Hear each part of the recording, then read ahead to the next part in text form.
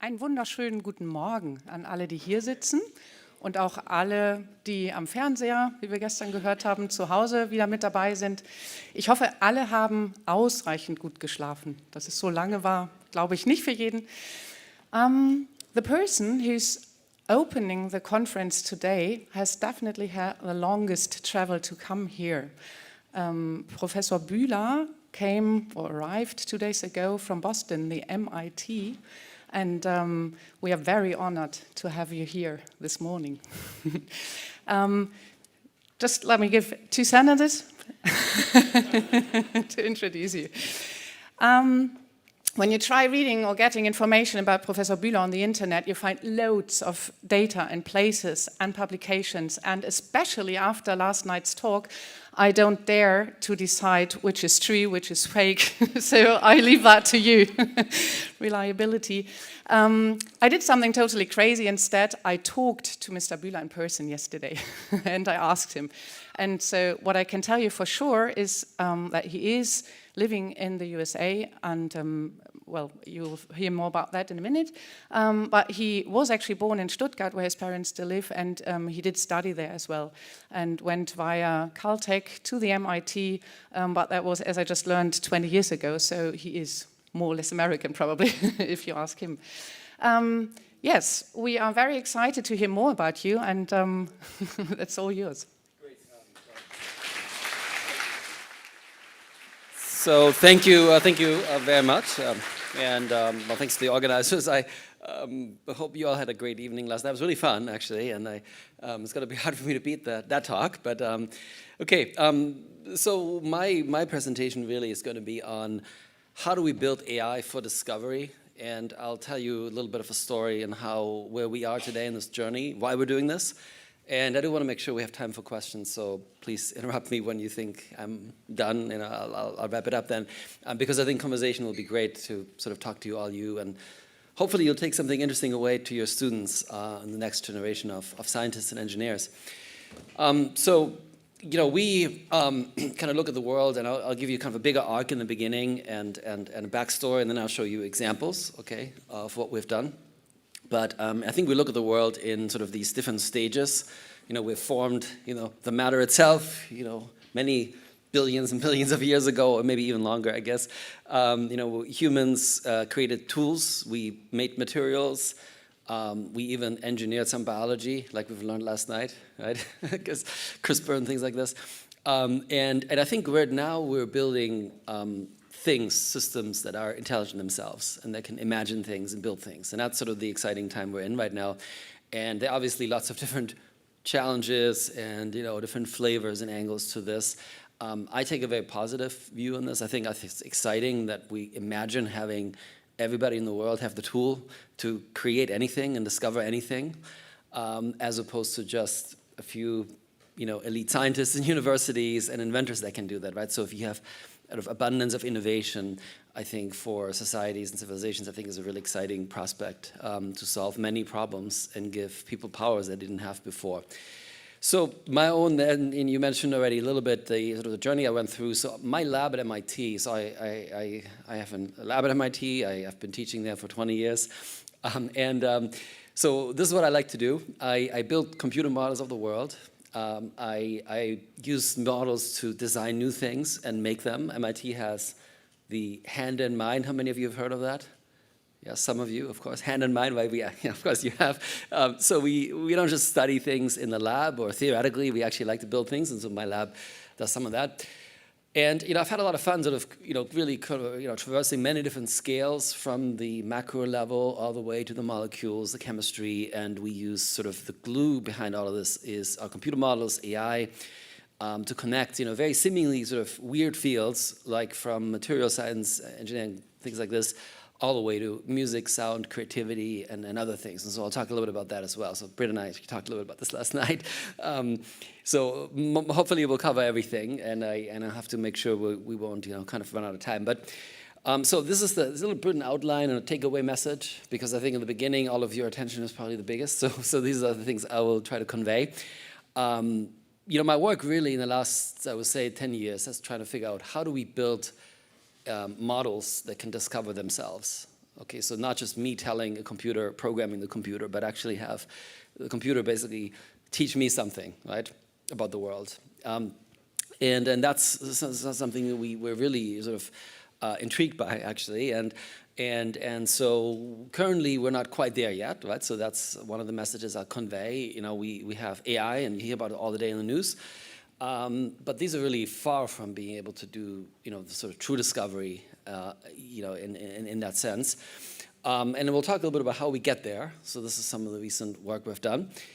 And then we'll talk maybe about, how we bring this into the world. We'll talk a little bit about education, maybe in the question and answer, and what that means for educating students at every level, including high school and on, right? I mean, things are changing very, very rapidly. So now is my introduction to AI. How many of you have worked with AI? Research-wise, okay. How many of you have created AI models? A few, okay, good. Yeah. So this is sort of for you who have some exposure, and maybe you think, well, where does it all come from? Well, so humans actually have been really interested in, in thinking about how we think, and whether we can build a model of thinking for a long time. In fact, it goes back thousands of years, I think, to ancient, civilizations. I think there's some papers more recent, that was a few hundred years ago, where people started actually proposing that the thinking and creativity could be a mechanical process. You could build a machine to do this, and I think this is one of the first papers or books actually that you can find.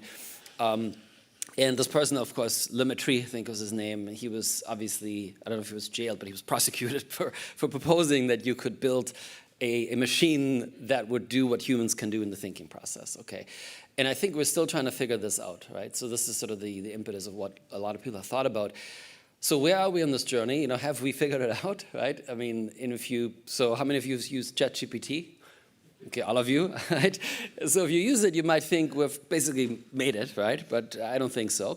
And let me tell you why. So we are sort of, we've made some really remarkable progress in this journey. I think we have, so again, if you look at the news, right, this is 10 years ago or 9 years ago, we had, remember that, right? So, Go, and the guy who was the best Go player in the world, he said, I'm done, I'm retiring because the machine's better than me.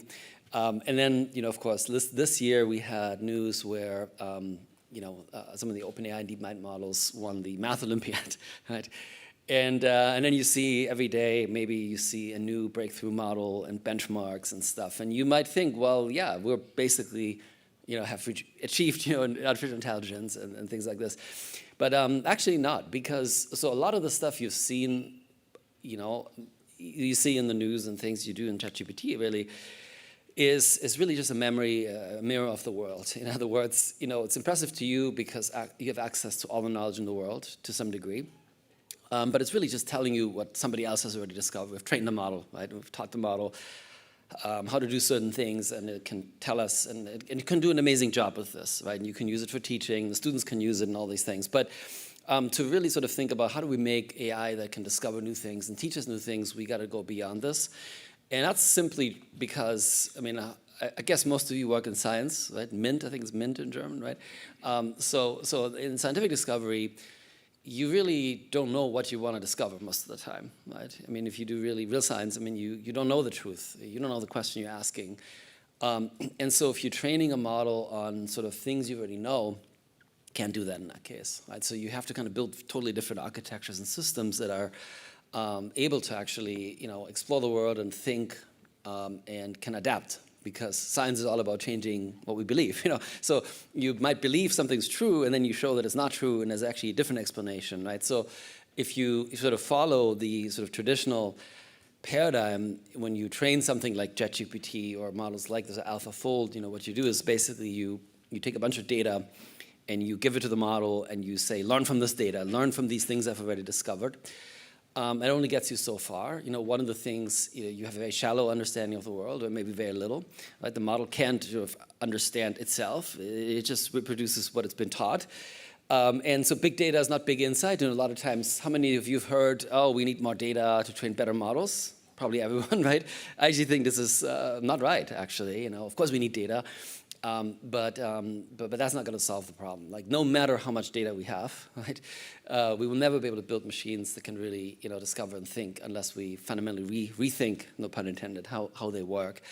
And so two things we need to do, and that's what drives a lot of our work, actually, is sort of to think much more deeply about how we as humans, if we can use this as a model, it doesn't mean we're going to build machines like us. That's something that might not be a good idea, actually, and there's lots of literature on this, But the idea that you have to, try to build a model of the world, you reduce complexity to something like a principle, and then also, on the other hand, you have to have a, creative component where you can compose new things, right? From those principles and combining principles in a rational way. And, if you think about, the way, conventional AI or today's AI understands the world, it's very shallow. So this is sort of conventional, where you take a bunch of data and you train a model and you get solutions. But there's really no model of the world. The model really just memorizes patterns and it doesn't understand them. And you can test this very easily. If you're a scientist and you go to the edges of knowledge, you will not get ChatGPT to teach you anything new. Right? It doesn't work. It ends sort of the horizon of what it understands ends where the world understands certain things. So this is sort of how we're trying to build better AI, if you wish, and understand sort of how we do this. Well, this is really the frontier of work right now going on in many different places, in the United States, of course, and MIT, Silicon Valley, and other places, and I'm sure in Germany as well. Right? So people are thinking about how do we build this. Now, how did I get into this? And I'll show you examples right during the talk as well. But I became interested in. So I come from chemistry, math, I think in school, and then I did chemical engineering in Stuttgart. And I saw this amazing class, in a university that was taught on using statistical mechanics, so physics basically, to predict the behavior of materials. And I took this class. It was an elective in college, right? And so we began to compute, properties of materials just by looking at the atoms, the interactions. And that started sort of what I did long time ago, before even 2000. But that's when I, became a PhD student and so on. And I worked on this for a long time. We actually, when I created my lab at MIT in 2005, that's when I moved to MIT, we studied many different materials. We simulated wood, spider silk, blood vessels, nanotechnology, and many other things. So you can look it up if you're interested in seeing my papers. One of the things we did is we explained why and how silk is very strong. This is a fun fact. Silk is stronger than steel. It's very thin, but if you kind of study the reasons why, you can figure out, well, there's actually a structure of a protein, and there has to be certain conditions met, across different scales to give this particular property. And we've studied this both theoretically but also experimentally. So we have a spider lab in my lab, actually. So if you're interested, and we have students in there that live in the lab. No, they don't live in there, but almost. They scan the web. So the spiders build a web, and then we scan it. This is an actual laser scan. We take a sheet laser and run it through while the spider lives in the web, and then we build a 3D model of it. And so we do the whole thing, right? We do theory, we model the molecular mechanics, we look at the web, and we try to learn how these systems work. And when you do this, you realize that it's not just sort of, if I were to give you a talk about, spider silk, I wouldn't tell you every position of the atom or every single, node in the spider web, right? I'll probably tell you a story around, okay, what are the key features in the sequence, in the chemistry, the processing conditions, what species are we talking about, how strong is the spider silk because of X, Y, Z. So we'll tell you kind of a map of relationships, right? And so that's how we communicate science. And that was one of the insights we gained, actually, is by studying all these different materials. We were interested in, well, can I translate how the strength of silk into an engineered material made from ceramics? Because, of course, we're not going to build bridges out of spider silk, most likely, right? So we're gonna use, though, these amazing properties that silk's able to convert something as weak as hydrogen bonds. So, by the way, fun fact, so the bonds in silk are hydrogen bonds. How many of you know hydrogen bonds? Hopefully everybody. But yes, so hydrogen bonds are the same bonds as you have in water. Yet in silk, somehow these bonds create something as strong as steel. That's sort of something that's fascinated me for a long time. And the reason is actually structure and organization and certain features, right? So this is sort of the thing we're trying to convert into other materials and other systems. And we began to think about how to do this mathematically. We created models based on category theory. Now, this is another question. How many of you have worked with category theory? Any mathematicians here? Okay, so that's a very small number, 0. But so category theory is basically, it's like the math of math. So if you think about algebra, right, the way you teach it in school, it's just one type of math. You can make other algebras. You can create all sorts of different mathematics, basically.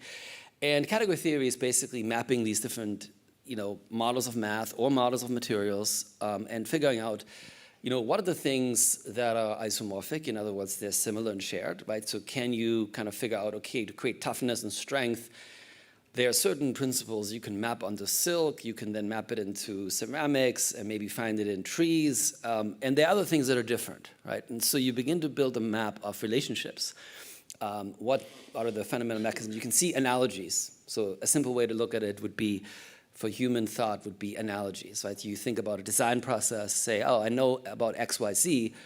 Can I translate these insights into something different, right? And that's, in fact, you can see where I'm going with this. So we did that mathematically and, thought very deeply about what is really the sort of the principle of science. If you want to build AI that can do science, right, you have to think about what is really that process. And one of the distillations of this, I think, is that science is really about differentiation. So you're going to figure out, what are the things that are shared, and when do differences begin, and can you explain the differences? So the fact that, for example, in a differential equation, you have the operator, which is the differential equation, and by applying different boundary conditions, you can explain many different phenomena, right? So they're different, but you know why they're different, and that is a sort of a perfect, world, right? So you have found a law, and you know why the things are different.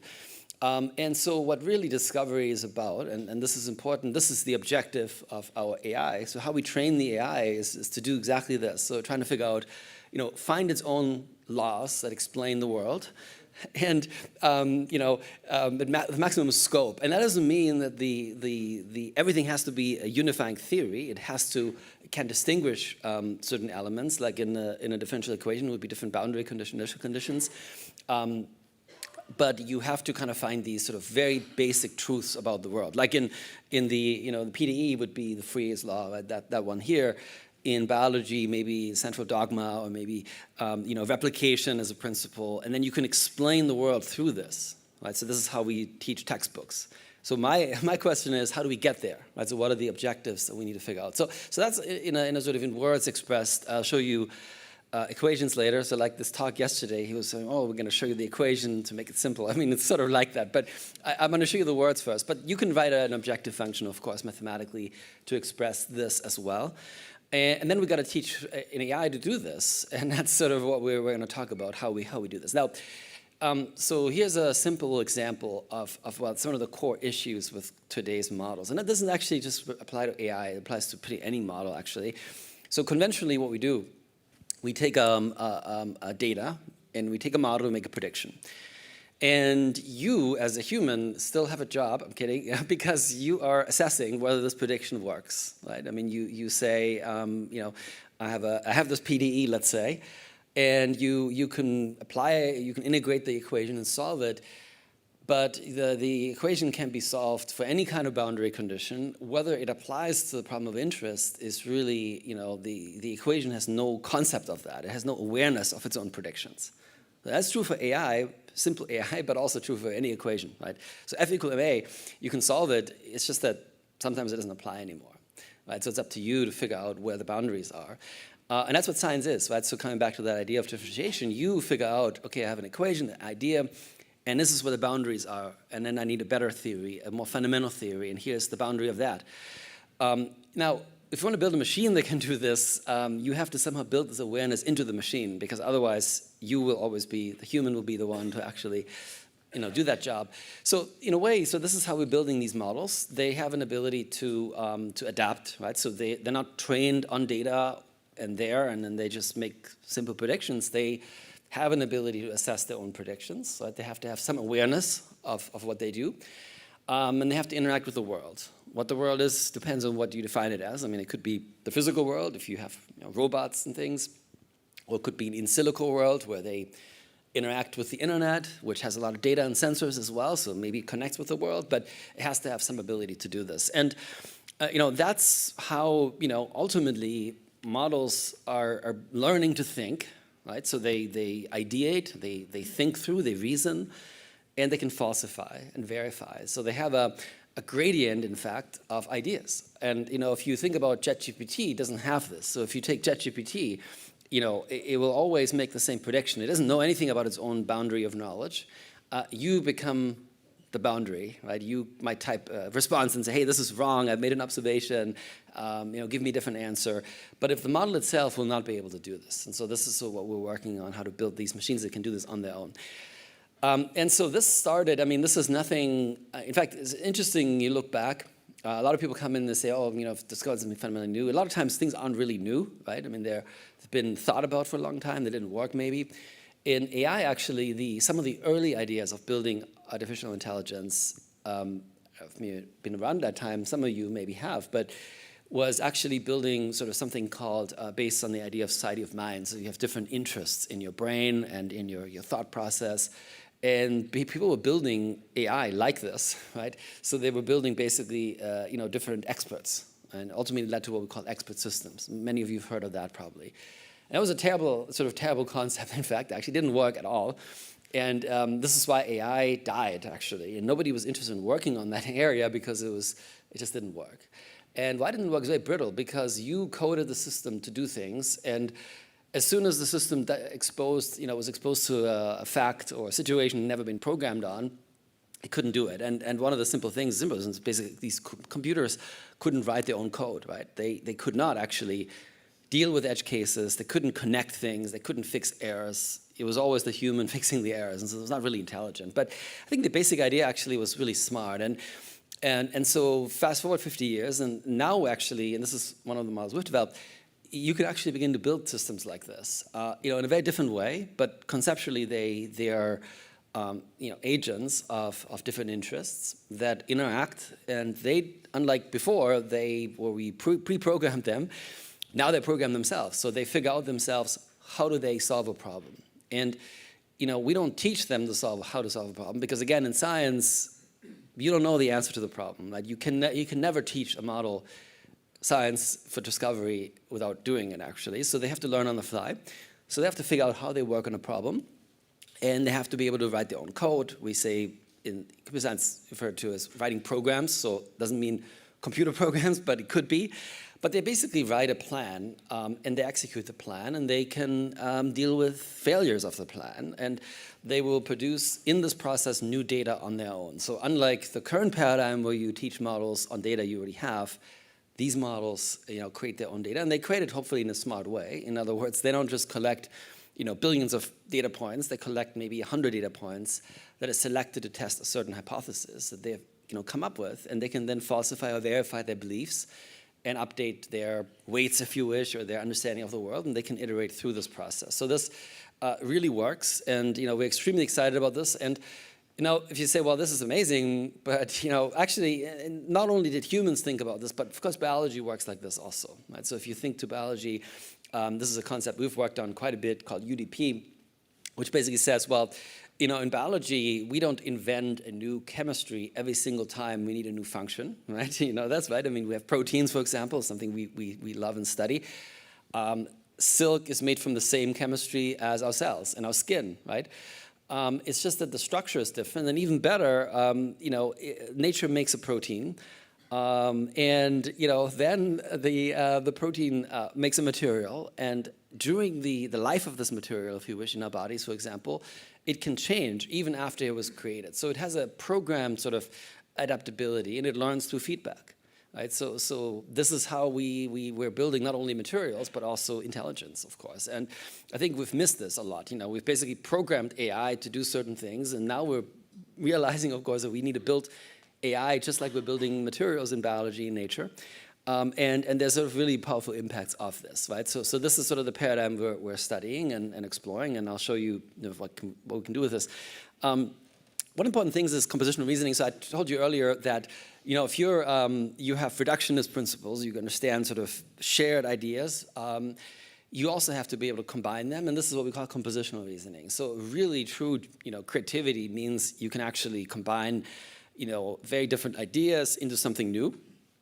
And you can create something new because you're compositionally creating something that's never been connected before. It's a really important ability that we got to have for discovery, right? Otherwise, you're discovering something in quotation marks because it looks new to you, maybe because you've never seen it, but actually it's already known because somebody wrote about it in the paper, right?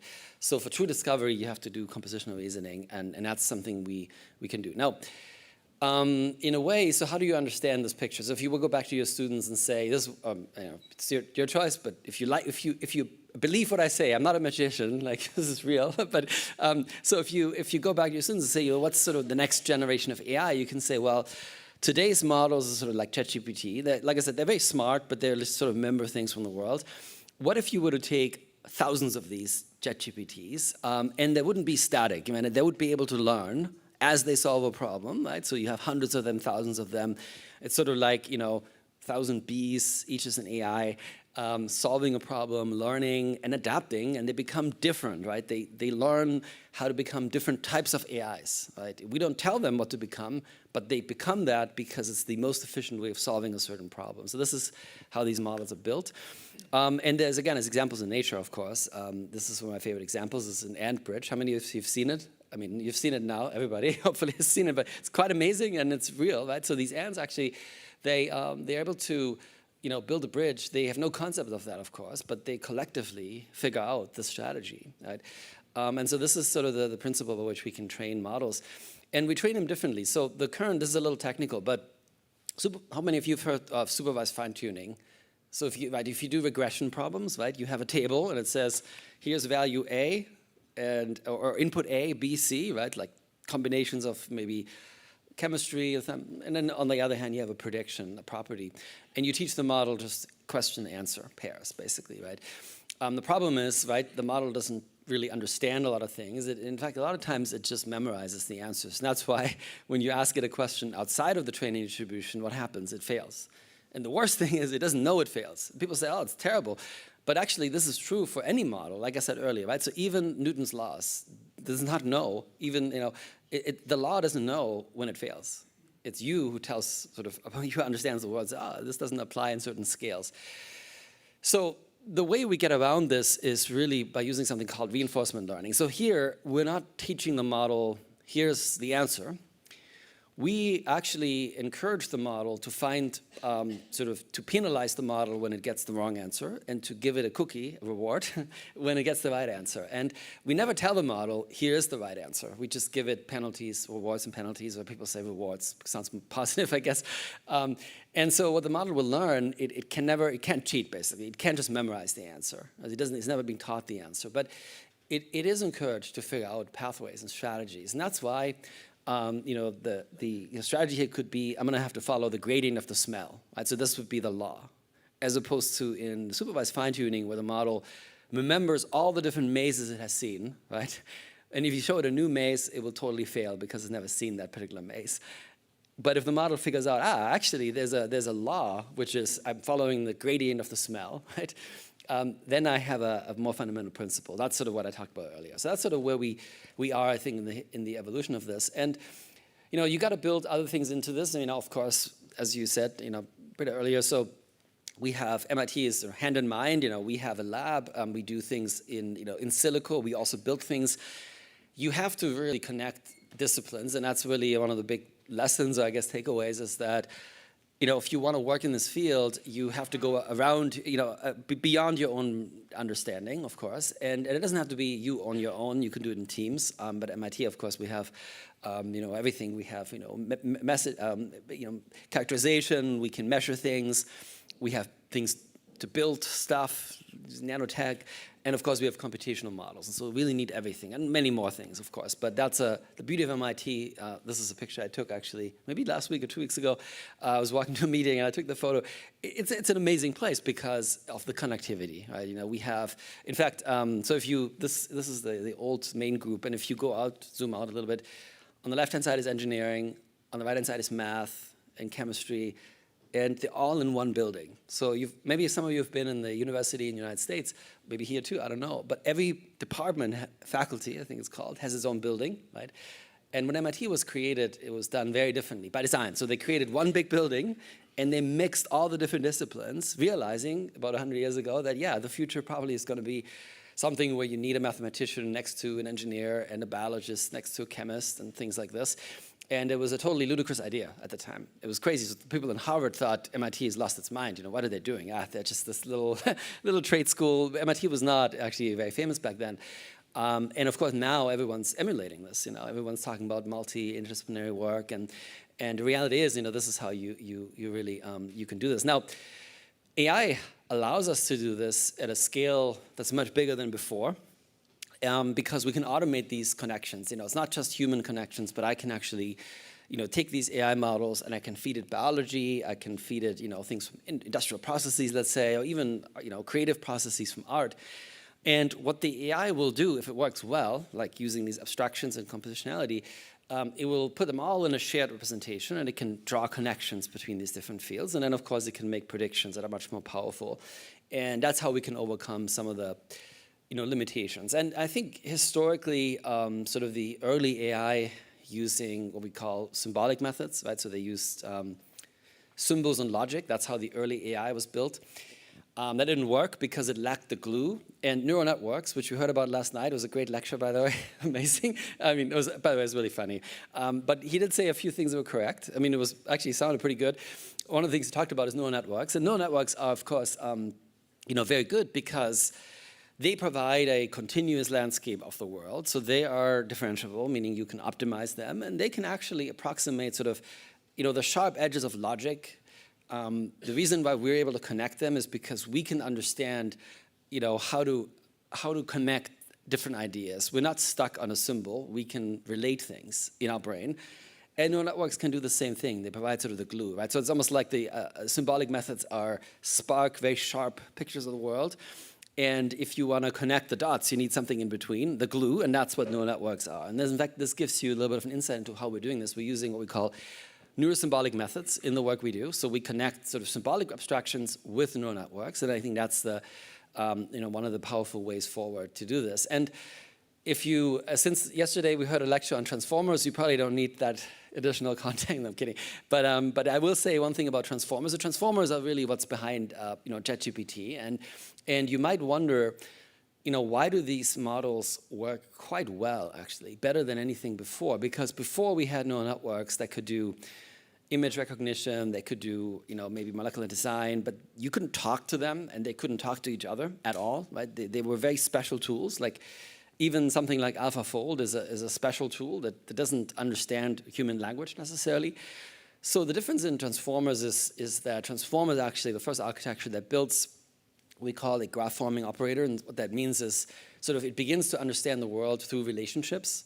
And actually, when he talked about the architecture and he mentioned this, that's why I knew either he didn't have a clue what he's talking about, or maybe he's fake, I don't know, because he talked about this and he didn't say it right. So what a transformer does, it does two things. So it does two compute steps. It builds a model of a graph of how things are related, right? So it looks at maybe this room, and if it wants to predict, I don't know, what you're going to do today. So it looks at all the people in the room and all the relationships. and then it computes on that graph. Right? So that's sort of the two-step process. Whereas, in conventional, maybe even graph-based methods, you give the graph to the model, and then the graph computes on it. And the transformer, the ingenuity really is that it builds the graph, and then it computes on the graph. And in a convolutional, how many of you know convolutional models? Nobody? Okay, so that's like the traditional image classification kind of thing. There also you give the graph, right? You look at patterns. Maybe you've done this with your students, right? You do pattern recognition and you have these little convolutional operators. That's a graph as well, right? You give the graph and then you compute on it. The ingenuity behind the transformer is that you don't give the graph, you create an operator to produce the graph, and then you compute on it in the what's called the feed-forward layer. Right? So remember that last night? I don't know if you remember. You talked about that. That's sort of the last step here. So, and the way this looks like internally is the model is sort of able to say, well, I'm not just sort of looking at the world, and I'm actually looking at relationships. Like this is sort of internally how you can visualize this as a graph representation. Now, by itself does not really, it has no awareness of its predictions. So you got to do more than that, okay? But that is a foundational technology, I think, that got us a lot closer to building AI than before. And so giving you an example how we can actually do this now. So if you imagine now, having a model, maybe you've trained this model on predicting properties of molecules. Traditionally, if you give a new molecular structure, the model will give you a prediction. And again, you have no idea whether the prediction is right or wrong.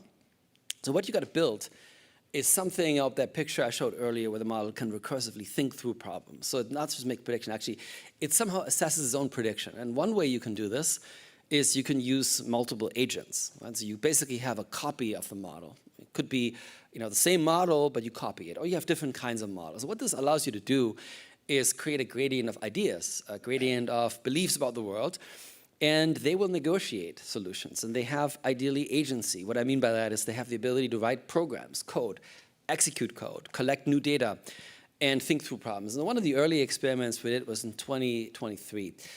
And what we took basically, we built a model like this, and we had the model kind of have components. So instead of having a monolithic model like ChatGPT, we gave it components. We had a component that could search the internet, search for papers. We had a model that could write code, another one that could execute code, and so on and so on. There were a couple of these agents, and we gave it a problem. Okay, we said, compute the energy landscape of this molecule. The model had never seen, and so any other model before would have just given me an answer, and I would have been the one to assess whether the answer is true or false. This model actually did something fundamentally different. It realized, well, I don't know the answer. I have never seen this molecule. I can't predict it. However, I've learned through my training, and I'm learning on the fly as I'm trying this, I'm learning that actually I can write a code that runs a DFT How many of you have done DFT? Density functional theory? You have, maybe, okay. Okay. As a chemist, you should have. No, I'm kidding. No, but DFT is a first principles chemistry simulation. So you can predict properties of any molecule from quantum mechanics, right? So this model knew how to do that. So it knew how to write a program. It could execute the program in the world, like in a computer or in the cloud. And it literally collected new data. And then it used that new data to train itself. Okay? And then it trained a regression model, right, which is this. And then that's the answer I got. And this is sort of in a nutshell, maybe one of the biggest takeaways, right? So this is what models can do today, these kinds of models. And they're obviously a lot smarter than something that can't just memorize it, right? So it can actually, develop a strategy. And the beautiful thing about this is that, it can error correct. So this does not need to work because this model thinks in these relationships, in these recursive thought processes. And so it's totally fine that some ideas are correct, like this is one way of writing the code, right? It will get an error message, and then it has to figure out how to fix this, right? And it will fix it, and it will run it, and then it will test, well, is it actually applicable? So the objective function we're assessing here is what I showed earlier, right, in words, and I'll show you the equation later. Basically, how wide is my theory applicable? Where does it end? Can I explain the differences? And where are differences that are unexplained? And the model will try to improve itself iteratively over and over and over again to figure out the best possible solution, right? So this is sort of what these systems can do. And this early experiment was for the fun, was kind of very simple one. And then we went on to do a lot of different work in this. We actually applied, these kind of multi-agent systems for real design problems, like in proteins. And one of the things you can see here is, one thing that always bothered me about machine learning is that it's like curve fitting. You give it some data and it interpolates and that's it. Here, I could actually add physics. I could say, well, I'm going to give you a tool. Either the model knows it or I can give it a tool. And I say I have a molecular simulation. I can do, mechanics. I can do DFT. And, and the model can sort of, interact with the world in ways that it couldn't do before. And it can error correct, right? So it can solve continuum mechanics problems, right? So it can do the kind of things that engineers would do. And it's not programmed, right? The model actually creates the solution strategy on the fly, right? That's the unique thing about this. So it's not like I'm telling the model, here's how the solution will look like, follow this recipe, but it actually discovers it completely on its own because it can trial and error, essentially its way through, and fix errors literally in the code. And it can even, interact with the world. So it can 3D print things, right? It might print something, it can simulate things using statistical mechanics. So it connects really all these different things that we've been thinking about before. And the only way to connect them was me and my students, humans.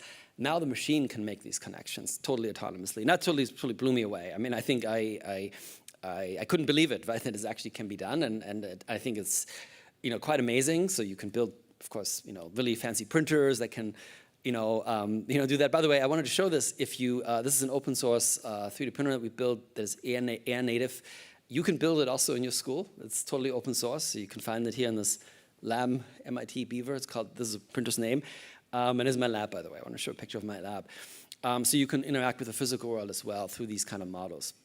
So these agents you have, right, there could be simulators, there could be robots, it could be you too, by the way. I mean, it could be asking you as a human to give input and intuition as well. So they can really integrate different things. Now, how the model really works internally is, it builds a representation of the world. So unlike, traditional machine learning where it basically reads thousands of papers and tries to memorize them, which is totally not efficient, we teach the model to think in relationships, right? So we think about, teaching model in relationships, and so the model builds a map of the world, right? And that's very efficient. So these graph representations usually are small world representations, and so you can go from A to B very efficiently, much more efficiently than otherwise. And so I'm going to go a little more quickly to show you a couple more highlights and examples, but you can design proteins with this, okay? And unlike, conventional machine learning, these proteins have physical intuition built in because the model has assessed them using simulation, right? So it's generated its own data set, test these ideas, and you can do alloys, right? We can design alloys, and we can even do scientific discovery. And the difference to the previous example is that I've designed a alloy or a protein, which is really hard, but science really is about finding these universal laws, right, we talked about. And so this is, in fact, this is the sort of the objective function that I mentioned earlier. And if you program this into the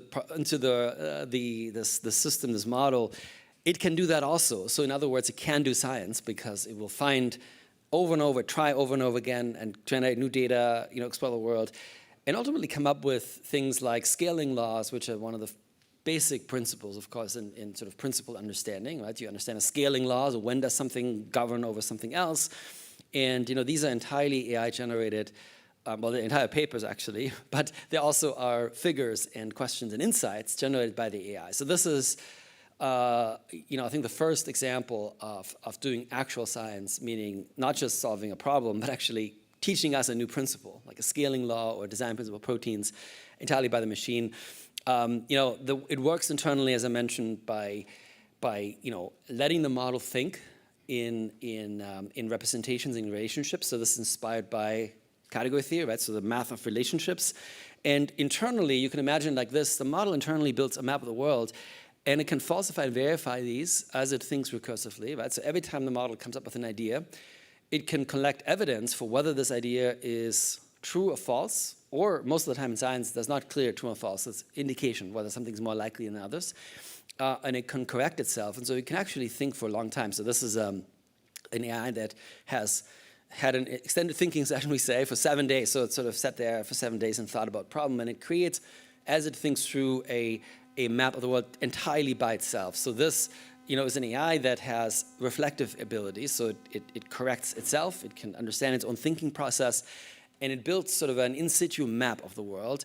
as it experiences it, really, and you know, creates this kind of representation of it. And of course, this can be done in other settings. So last few examples, you know, we can go beyond, you know, pre-programming even the roles of agents. We can let, you know, like in ants or in human stem cells, you know, let the agents figure out themselves how they act. So this is some more recent work where we've used, we call swarm intelligence. So we basically create hundreds of agents. They're all exactly the same, just like ants, right?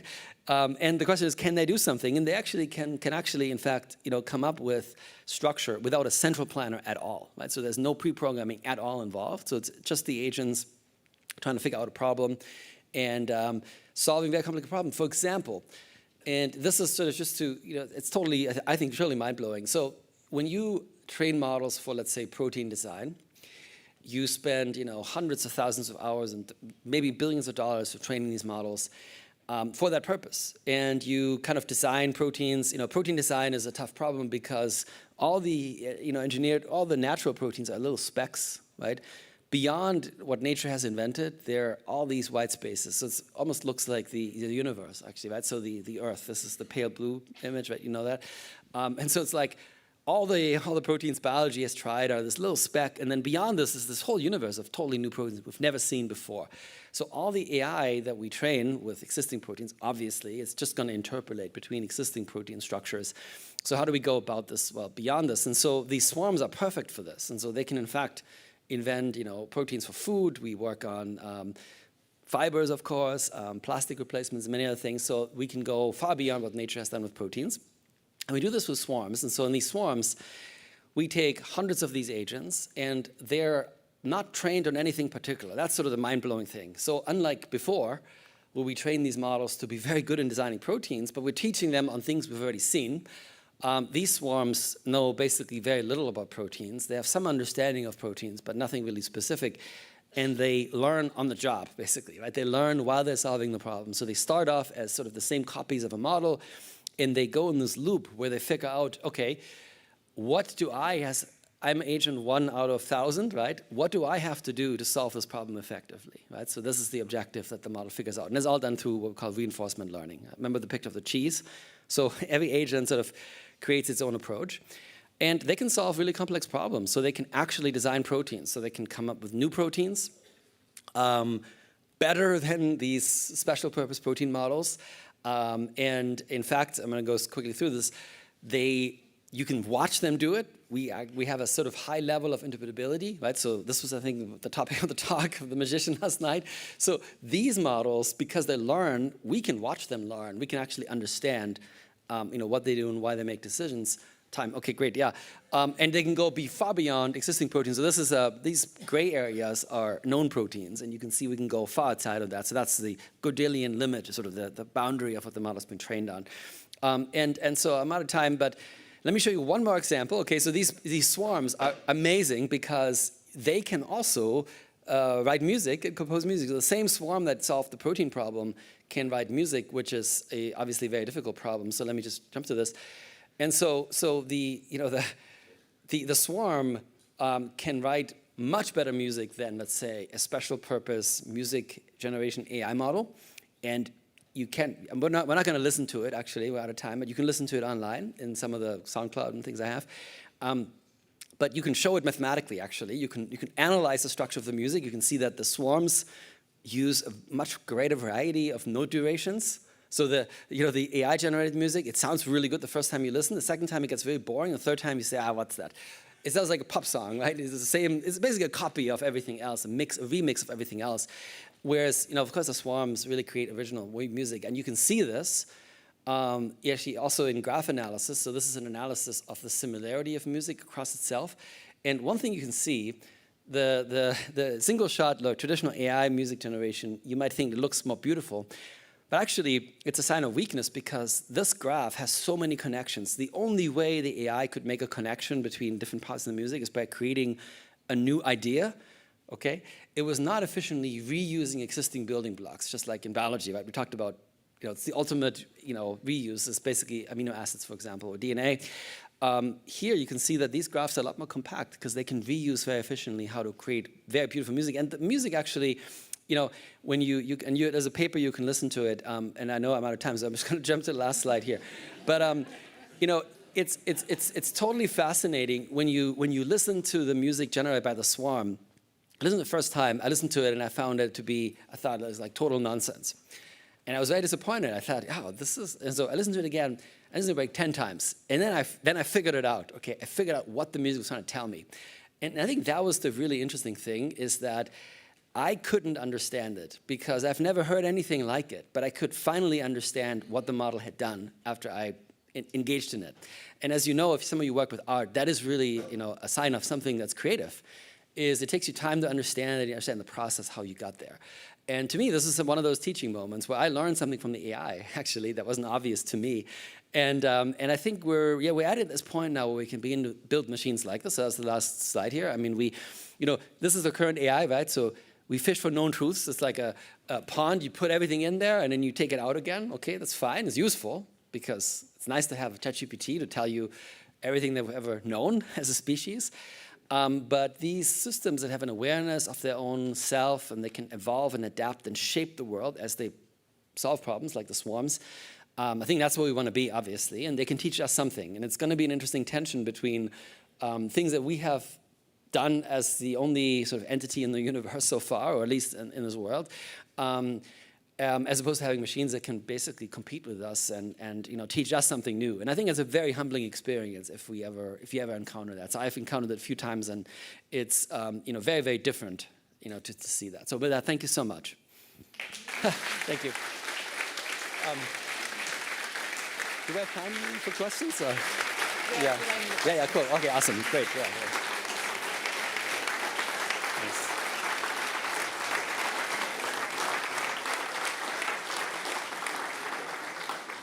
Thank you. Thank you so much.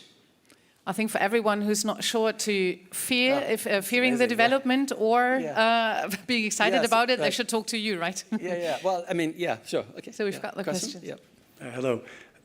How do you know when to make it stop?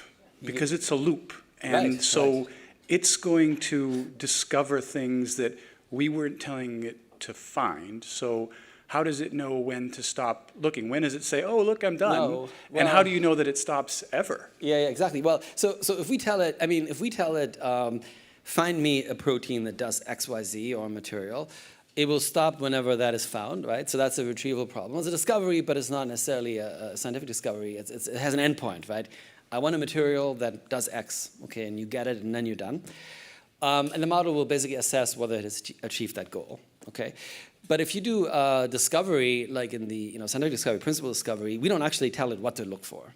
We say, find me a general principle, but that explains. You can make it as general as you want, and it will never stop. Actually, usually we have to stop it when we run out of compute. The bill's too high to pay for a compute, and then we have to stop. I mean, it keeps going, right? It keeps asking questions about the world, just like a scientist. I mean, we've been doing science for a long time. We don't stop. We don't say, okay, we're done now. We have enough books about physics, we're kind of done. So the model can go on forever and discover anything. I mean, there's rate limits, right? Compute limits. There are certain things the model, will take a very long time to compute, right? So it may be saying, I want to discover, I have a new hypothesis, and I'm going to run these simulations, or I need a measurement, and it will seek for those. And if those are not available, it has to do other things and other strategies. It could take a long time, but in principle, it's an open-ended problem. Yeah. I wanted to get back to our conversation on AlphaFold a little bit. Okay. And I should preface this by saying I worked in the laboratory, with hands-on, cell culture. I worked in virology for a long time. But in terms of computation, I really tried to stay as far away from that as possible. So DFT was very far. Yeah, sorry about that. No. All good. But during my PhD, we were learning that basically it's the protein folding problem. We can't predict. And then what's been in the news recently really is the success with AlphaFold. But looking at what you presented, this seems to be really a huge step forward and a massive change in the way protein folding is predicted. Could you compare a little bit? And also, I think OmegaFold is the faster version, but less accurate than AlphaFold. Is that the? Yeah, exactly. So, I mean, AlphaFold or they're all similar techniques in how they're all trained in existing proteins, basically. So if you take AlphaFold, and let's say you're using silk as an example, or looking at the proteins we work with, There are very few measurements actually in the protein data bank, right? And those models will not work for these. Even the best AlphaFold 3 and maybe 4, I don't know, well 3, it doesn't actually work. So yeah, I mean it's not solved at all actually, in my opinion, because it's solved. If you think about that speck, the Earth, right? So like all the proteins nature has invented and tried and made, yeah, it can do a really good job interpolating within this space. And it can fill in, like I had this picture of the gaps between, it can go in between and make a reasonable prediction. But if you're at the edges, and it's like the silk structure or even collagen, things that biologists have not spent a lot of time on crystallizing, it will not work actually. And so the only way, is to build a model that can, update its beliefs, because AlphaFold will make prediction no matter what. In fact, you make a prediction and, you never really know, right? And if you're lucky, yeah, it's going to be correct, but a lot of times you're not. And so what this system does, it uses this as a way of saying, well, here's a prediction, but then maybe you want a simulation or you compare against other structures. So you have to do a lot more thinking, exploring how do you understand this prediction. So we're giving the model the ability to assess its own prediction, basically. So AlphaFold is a component in this, but it can't do it on its own.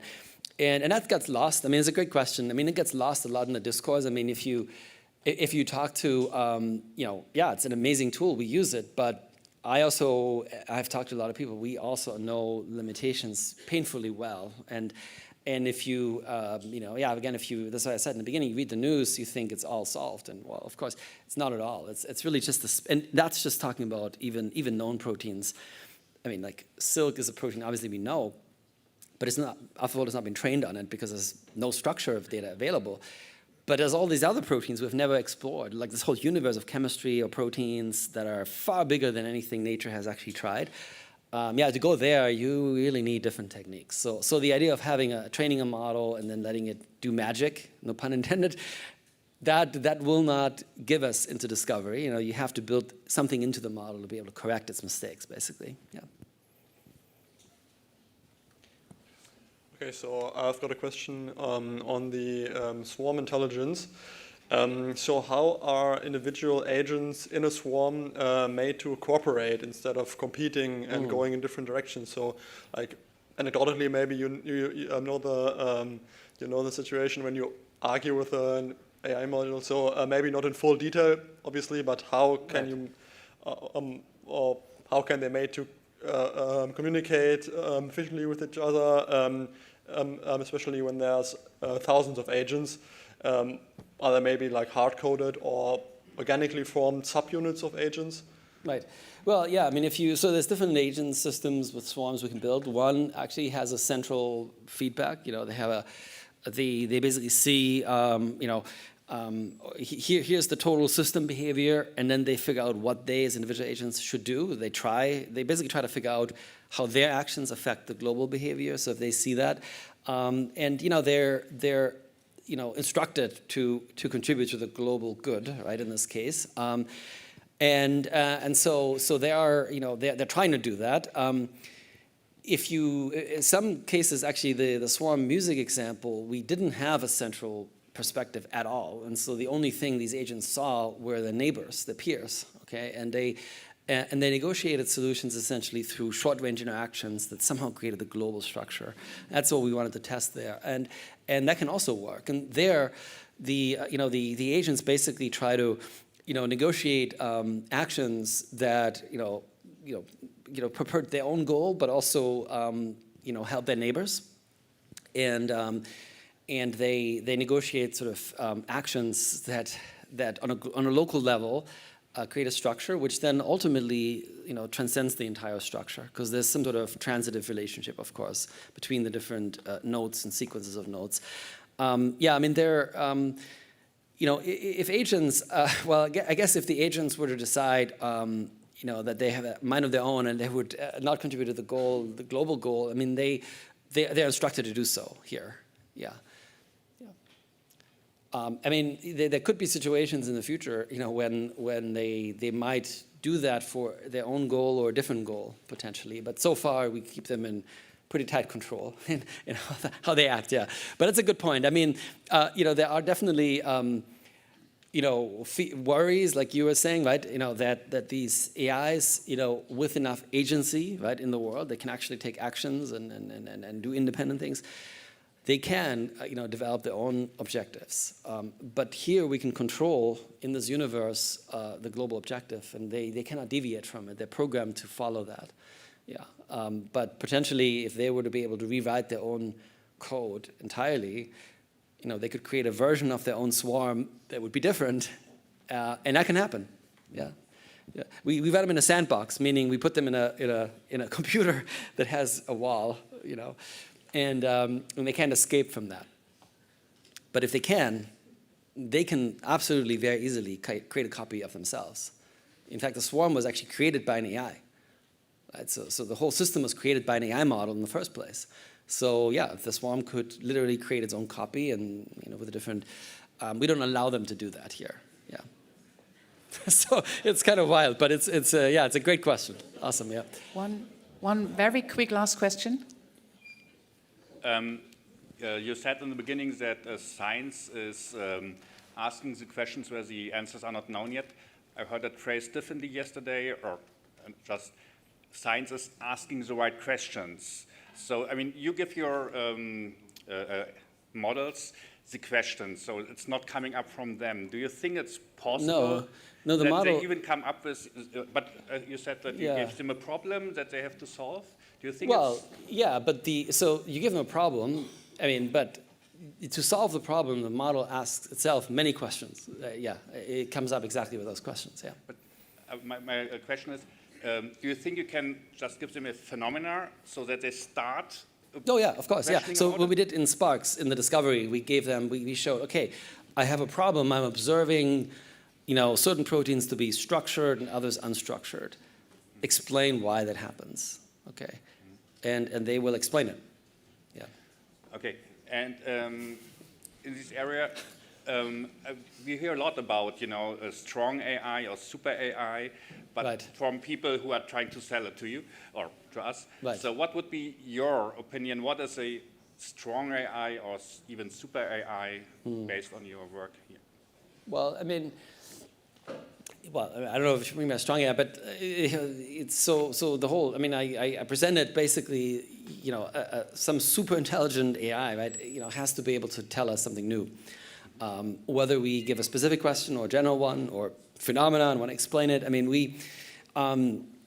it has to be able to, generate truly new insights and explain phenomena that were previously unexplained and unconnected. So, like observations, experimental data here and here and here, finding kind of a universal law that it kind of connects them, ties them together, right? A principle, a new PDE, or a new mathematical concept, and things like this. So that's what we would refer to superintelligence, meaning, and it's actually, in a sense, it's sort of mimicking human intelligence, but it's super intelligent because it can do it much faster, and probably, you can scale it to a degree that you cannot scale human intelligence because it takes us a long time to grow up, and we only have 8, 9, 10 billion people in the world. So, presumably with AI, you can scale it to billions and billions of AIs that do this in a very short period of time. Right? So that's what we refer to as superintendent. But it's really about discovery. Being able to teach us something new beyond the training data. That's the test, right? So can an AI, like in AlphaFold, can it actually fold a protein that has never been experimentally made? Can it predict it, come up with it, and fold it? And can it tell us with certainty that this protein actually exists? This is how to make it. And then you go to the lab and you make it, and wow, it actually works, right? But it's totally away from the distribution of anything we've seen so far. So that is something we don't have today. Right? So all of the stuff we're doing is retrieval most of the time. So we're retrieving things we know already. Maybe it's interpolation, like image generation. We can make an image of, it cannot come up with something totally creative on its own, right? So creativity is another dimension, right? Can it create art? That it takes you a time to process what is created, and I think we're beginning to see some of that actually, in like I showed in the models. Yeah. I guess you'll all have the chance to ask more questions in the coffee break, I'll right? be around today, so yeah. Thank you so much for you so much, being here. We appreciate that a lot. Thank you. Something to fill you up in Oh, on your it's a huge journey cookie, home, yeah. and Thank you so something much. to do as well, if, Thank you so to much, keep you yeah. busy. Thank you so much, yeah, thank you. Thank you.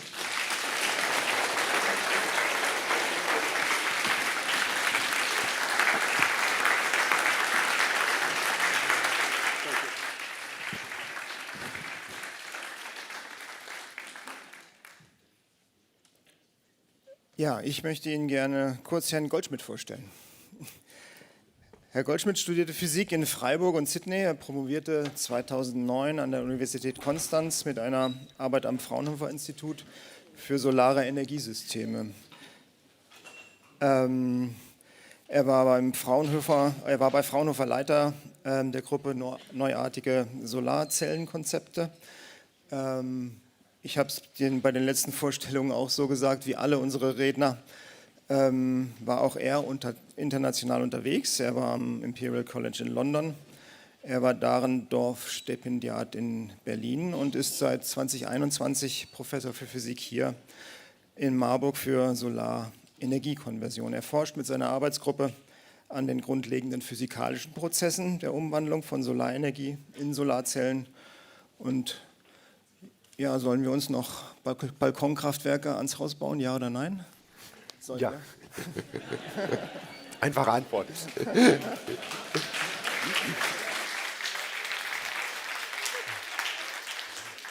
Ja, vielen Dank für die freundliche Vorstellung. Tatsächlich habe ich hier Heimspiel. Am Freitag habe ich noch die Mechanikvorlesung am Freitagnachmittag hier gehalten. Da war es aber nicht ganz so voll. Deshalb freue ich mich, so viele von Ihnen hier zu sehen. Ich selber wohne in Kassel, deswegen konnte ich gestern Abend nicht dabei sein. Meine Tochter hatte eine Akrobatikvorführung. Aber jetzt habe ich es trotz Streckensperrung der Bahn hierher geschafft und freue mich, da zu sein. Herzlich willkommen zu meinem Vortrag über neuartige Solarzellen für den Klimaschutz. Ich fange mit dem Klimaschutz an und rede zum Schluss über die neuartigen Solarzellen, um eben zu begründen, warum wir das Ganze tun, warum wir überhaupt noch Forschung machen. Diese Kurve, Sie kennen sie sicherlich, das ist der Anstieg der globalen Durchschnittstemperatur. Und was Sie, schauen wir mal, ob das hier alle sehen, genau, was Sie eben hier sehen, wir haben einen starken Anstieg seit den 60er Jahren und von allem, was wir wissen, wird der ganz überwiegend durch die menschengemachten Treibhausgasemissionen hervorgerufen. Und was Sie auch sehen, ist, dass sich der Anstieg zum Schluss noch weiter beschleunigt hat, was auch logisch ist, weil wir Jahr zu Jahr mehr CO2 emittieren. Manchmal hat man ja Hoffnung und sagt, in der zweiten Ableitung wird es besser oder sowas. Das ist tatsächlich beim Klimawandel nicht der Fall. Was ist die Ursache der Emissionen? Auch das dürfte bekannt sein, aber es ist trotzdem nochmal wichtig, sich die Größenordnung klar zu machen. Das meiste unserer Treibhausgasemissionen wird durch die Energie bedingt. Nicht alles. Wir haben auch Landwirtschaft, Landnutzungsänderungen, chemische Prozesse in der Industrie, wie die Zementherstellung, wo direkt CO2 entsteht, aber im ganz überwiegenden Teil kommt es durch die Energie. Das heißt, die Aufgabe, die wir uns stellen müssen, ist, wie schaffen wir eine Energieversorgung ohne Treibhausgasemissionen? Und wenn man sich das anguckt, fängt man natürlich an, mit was haben wir zur Verfügung, und ich möchte deswegen über die Potenziale der erneuerbaren Energien sprechen, basierend auf einer ganz alten Studie, jetzt schon über 20 Jahre alt, aber was dort zum ersten Mal gemacht worden ist, ist nicht nur einfach zu gucken, wie viel ist da, was kann ich technisch umsetzen, sondern auch einen relativ umfangreichen Kriterienkatalog zu definieren von Nachhaltigkeitskriterien. Also, wir müssen unseren Klimawandel, wir müssen unsere Atmosphäre schützen, wir müssen aber auch andere Ökosysteme wie Land, Boden und so weiter schützen. Alle Menschen müssen genug zu essen haben. Ich kann also nicht alles für Biomasseproduktion machen. Die Menschen sollen frei von Angst, von sozusagen unbearable risk leben. Also das waren alles Kriterien, die sie definiert haben und haben dann angefangen, für die unterschiedlichen Energiequellen nutzbare Potenziale zu definieren. Bei der Solarenergie war das theoretische Potenzial so groß, dass sie dann zum Schluss gesagt haben, wir müssen gar keine konkrete Zahl für das nachhaltig nutzbare Potenzial machen, weil das im Vergleich zum globalen Energieverbrauch von 418 mittlerweile eher 500 Exajoule mehr als ausreichend ist.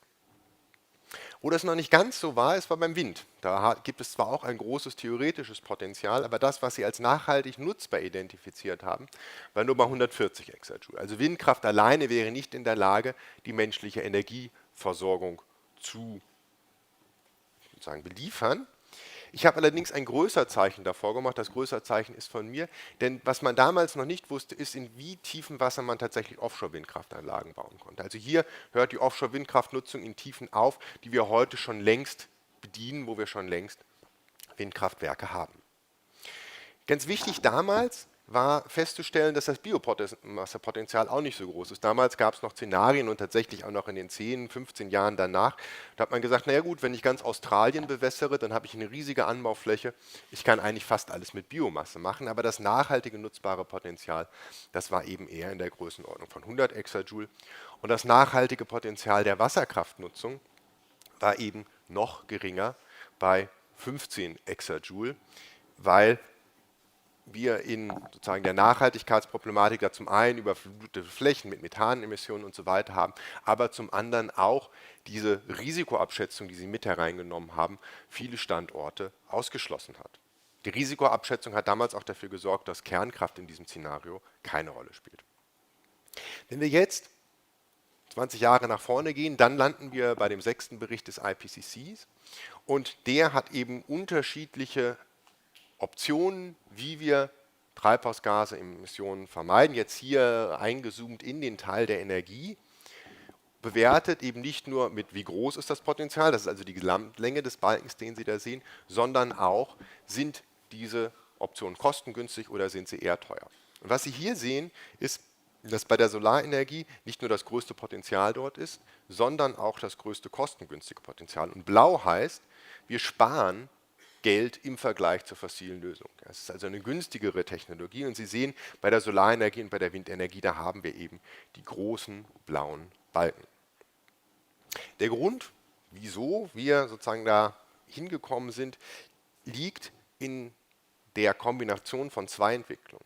Das eine ist, wir haben eine ungemeine exponentielle Entwicklung der Solarenergie gehabt. Das sehen Sie hier, das sehen Sie aber auch für die Windkraft, für Onshore und Offshore. Und Sie sehen es auch, das wird nachher noch wichtig, für den Einsatz von Batterien in elektrischen Autos. Und das Besondere bei der Photovoltaik ist, dass sie ist zwar bei einem sehr hohen Preis gestartet, aber es gibt auch die höchste Lerndynamik von allen Energieerzeugungstechnologien. Jedes Mal, wenn wir die gesamtinstallierte Leistung verdoppelt haben, sind über die letzten, also seit 1970, 1980, die Kosten für ein Modul um 25% gesunken. Wir sind tatsächlich, wenn man das mal nennt, das Lernkurve oder Preiserfahrungskurve, wir sind tatsächlich deutlich unter der Kurve, wenn man das jetzt einfach so extrapoliert im Moment. Wir sind also in letzter Zeit, haben wir noch schneller gewachsen. Und wenn man jetzt einfach nur die letzten 15 Jahre anguckt, dann kann man sogar von 30 bis 40% Lernrate ausgehen. Das setzt ungefähr da ein, als China in den Markt gekommen ist. Es ist immer noch so ein bisschen in der Diskussion in der Community, ob wir nun einfach nur ein bisschen schneller sind und irgendwann jetzt die Preise stagnieren werden und wir wieder zurück zu dieser Kurve kommen oder ob, sag ich mal, seitdem China da mitmacht, wir einfach eine grundlegend andere Lerndynamik haben. Aber wichtig ist, Sie sehen dieses hier, der Preis ist, während wir über Größenordnung gewachsen sind mit der installierten Leistung, ist auch der Preis über Größenordnung gefallen. Und wenn man sich das jetzt anguckt, nochmal, was das für die Kilowattstunde Strom bedeutet, dann sehen Sie, dass selbst in Deutschland mittlerweile Strom aus Photovoltaik zusammen mit Strom aus Windkraft die kostengünstigste Strombestehungstechnologie ist. Also wir können uns das ja nochmal angucken, wo das wirklich einfach ist, ist beim den Großflächen-PV-Anlagen, die Sie jetzt auch überall sehen, wie sie entstehen. Wenn Sie es ist auf dem gleichen Niveau wie Onshore-Wind und deutlich günstiger als neue Kraftwerke aus Braunkohle, Steinkohle oder auch die unterschiedlichen Optionen Gaskraftwerke zu realisieren und deutlich günstiger auch als Kernkraft. Und das Interessante ist, das gilt grundsätzlich immer noch, wenn Sie Ihre große PV-Anlage mit einer Batterie kombinieren.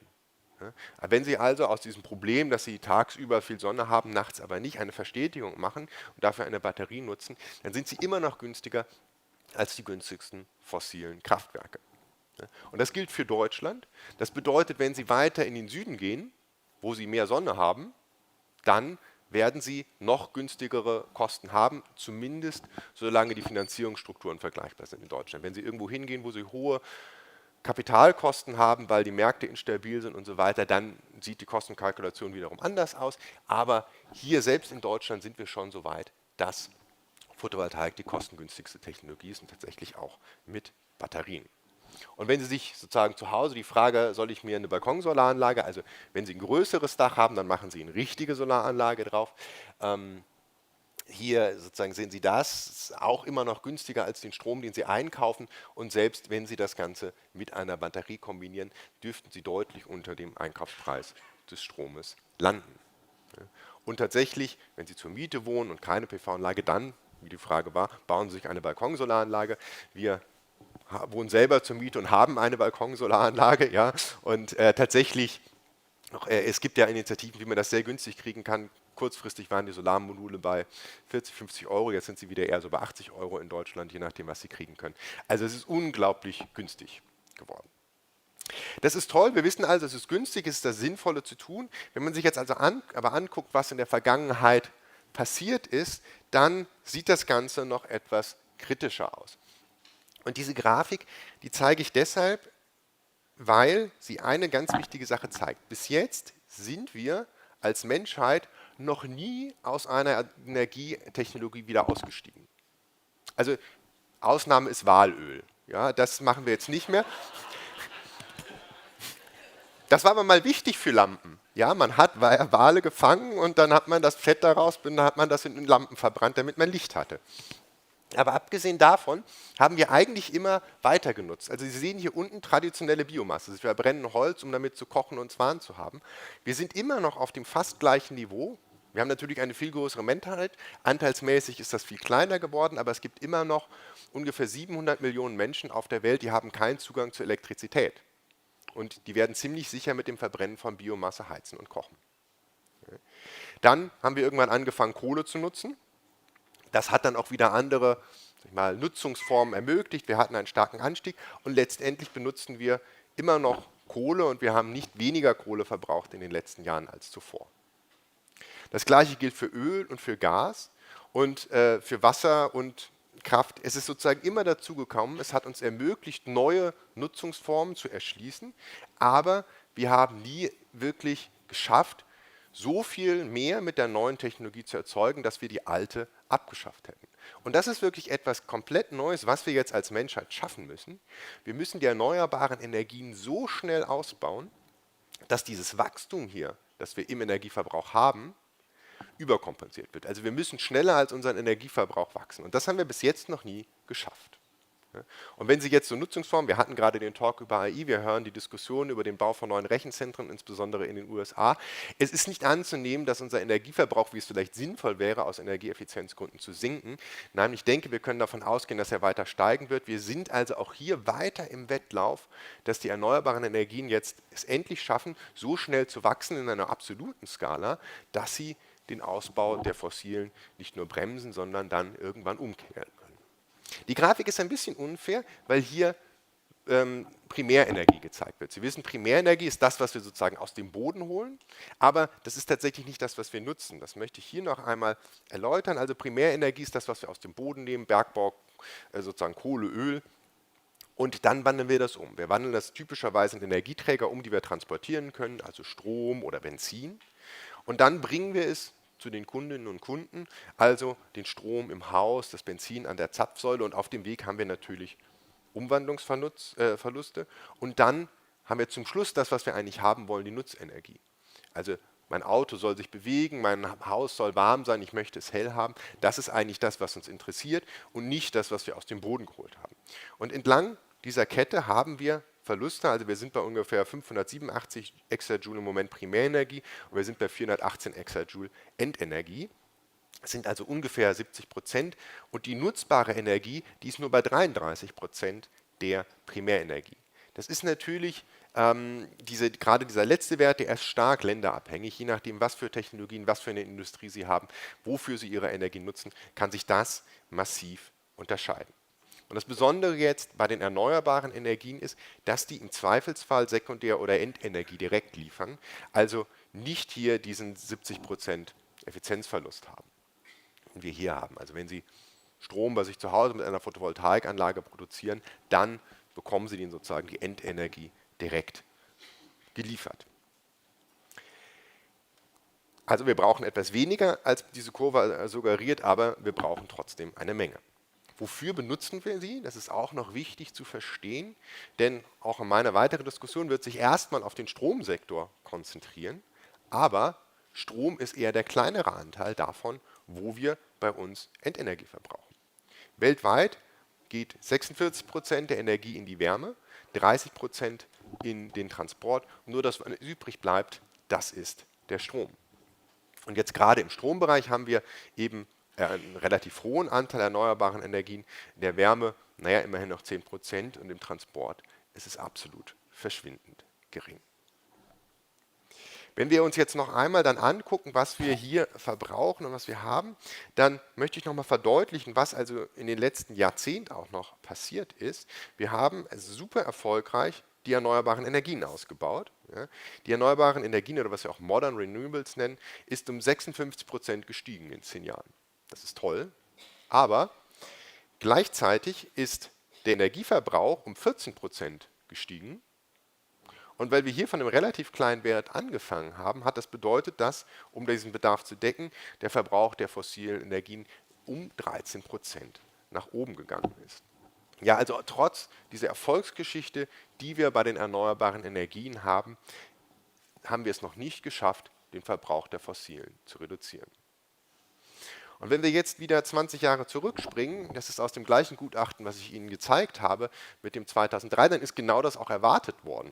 Also das ist den Autoren damals sehr wichtig gewesen, es war keine Prognose für die Zukunft, aber wenn wir das damit vergleichen, was passiert ist, liegt es gar nicht so schlecht.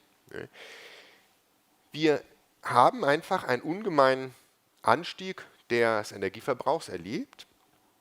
Der war damals sogar noch etwas weiter sozusagen höher angenommen in dem Szenario, weil insgesamt eben eine Entwicklung angenommen worden ist, wo die Menschheit die Armut überwindet. Und es gab gewisse Effizienzgewinne, also pro erzeugtes Bruttoinlandsprodukt Dollar haben wir sozusagen weniger Energieeinsatz, aber trotzdem brauchen wir sehr viel Energie noch. Und wenn man diese Entwicklung zusammennimmt, menschliche Entwicklung bedeutet mehr Energieverbrauch und tatsächlich auch in diesen Studien ein angenommener exponentieller Ausbau der erneuerbaren Energien, dann landet man aber in einer Situation, wo erst in der zwar nicht so fernen Zukunft, aber so 2030 oder sowas die fossilen Kraftwerke langsam weniger leisten. Deswegen auch in diesem Szenario und auch in eigentlich allen gängigen Szenarien des IPCCs, die sozusagen eine wünschenswerte Klimazukunft beschreiben, haben wir die Endlagerung von CO2 in den Szenarien mit drin. Ich weiß damals, die Autoren wollten unbedingt das vermeiden, aber sie konnten keinen nachhaltigen Entwicklungspfad, den sie für realistisch halten, finden, indem man ohne Carbon Capture and Sequestration auskam. Es ist auch heute so, dass man ausgehen muss dafür, dass wir einen Teil entlagern müssen. Wichtig, und deswegen zeige ich wieder diese Grafik, was damals auch schon betont worden ist, dass die sicheren Endlagerungsmöglichkeiten für CO2 begrenzt sind. Es macht also keinen Sinn, darauf zu vertrauen, naja, ich kann so weitermachen, ich baue meine Gaskraftwerke, dann baue ich da irgendwie was an den Schornstein und ziehe das CO2 wieder raus und das kann ich ewig weitermachen. Nein, die Orte, wo ich CO2 so unterbringen kann, dass es niemanden gefährdet, ja, also zum Beispiel nicht in dem Bohrloch neben der großen Stadt, denn wenn dann das CO2 wieder austritt, dann ersticken dort alle Menschen, die sind äußerst begrenzt. Das heißt, das ist eine Übergangstechnologie, mit der ich einen Teil entnehmen kann, aber es ist nichts, was ich dauerhaft machen kann. Was Sie hier auch sehen für das Jahr 2100 ist mit Abstand die Solarenergie die wichtigste Energiequelle der Menschheit. Und was ich auch sagen kann, ist, dass tatsächlich, also manche Sachen waren hier, sage ich mal, zu positiv angenommen, aber die Solarenergie in diesem Szenario war zu pessimistisch angenommen. Tatsächlich ist die Photovoltaik mittlerweile stärker gewachsen als in dem Szenario angenommen. Das heißt, wir können auch schon deutlich früher als 2100 mit diesem großen Anteil der Photovoltaik rechnen. Das möchte ich hier nochmal zeigen, denn bei allem Pessimismus, den man vielleicht bei der ganzen Klimawandeldiskussion haben kann, diese Kurve ist etwas, was mir ungemein Mut macht. Das ist also die installierte Leistung der Photovoltaik weltweit. Leider hat dieser REN 21, die geben sehr schöne jährliche Berichte raus, den Global Status Report. Und diese Grafik haben sie aber leider nicht weitergeführt nach 2022, sodass ich dann immer selber ergänzen musste. Also 2023 haben wir dann 400, ich muss nochmal kurz die Skala, das sind Gigawatt, also 400 Gigawatt installiert. 1 Gigawatt ist ungefähr die Leistung eines Atomkraftwerks, wenn natürlich auch die Stromerzeugungsmenge nicht dieselbe ist. Und also nach 2022 haben wir zum ersten Mal es geschafft, tatsächlich mehr als 1 Terawatt, also mehr als 1000 Atomkraftwerke von der Leistung installiert zu haben. Jetzt 2023 kamen 400 dazu und mittlerweile sind wir schon bei über 2 Terawatt. Ich erinnere mich noch daran, wie ich sozusagen in Australien saß beim Studium und mein Supervisor da im besten Schwarzwälder Englisch, das er sprach, gesagt hat, wait Jan, until we reach 1 Gigawatt. Ja, das war damals das Ziel, 1 Gigawatt installiert auf der ganzen Welt. Mittlerweile sind wir nicht nur bei 1000 Gigawatt, sondern wir sind bei über 2000 Gigawatt. Und Sie sehen, letztes Jahr sind 600 Gigawatt Photovoltaik zugebaut worden. Und wir können davon ausgehen, dass in den nächsten 2-3 Jahren wir tatsächlich die 1 Terawatt-Marke pro Jahr erreichen werden, wenn wir diese Entwicklung weiter durchhalten können. Ja, das heißt, hier hat sich etwas deutlich schneller als von vielen erwartet entwickelt und das ist eine der Hebel, die wir haben, wie wir das Ruder noch rumreißen können. Das ist global nicht ganz gleichmäßig verteilt, sage ich jetzt mal. Das ist der Zubau. Sie sehen, China führt das bei Weitem an. China hat, glaube ich, in den letzten 6 Monaten so viel installiert wie Deutschland in 25 Jahren. Also das sind jetzt alle erneuerbaren Energien zusammen. Das ist jetzt nicht nur Photovoltaik, aber bei der Photovoltaik war das so. Trotzdem ist Europa noch ein großer Treiber. Nordamerika ist auch sozusagen installiert auch viel Erneuerbare. Da ist eventuell das Gefühl, dass es in den nächsten Jahren etwas abfallen würde mit den neuen Installationen. Aber ja, es passiert trotzdem noch sehr viel. Was auch interessant ist, ist hier Afrika, 15 Gigawatt. Das ist also, wenn man sich bedenkt, dass in Deutschland pro Monat so 1 Gigawatt oder sowas zugebaut wird, ist natürlich 15 Gigawatt für den ganzen Kontinent erstmal sehr wenig und es ist tatsächlich in den Niederlanden mehr Photovoltaikleistung installiert als in ganz Afrika. Aber es gibt ungemeine hoffnungsfrohe Zeichen da. Also wenn man sich für die einzelnen Länder die Installationen anguckt, die Importe von chinesischen Modulen sind das hauptsächlich, dann erleben wir da in dem letzten Jahr insbesondere fast wie eine Stufenfunktion. Ja?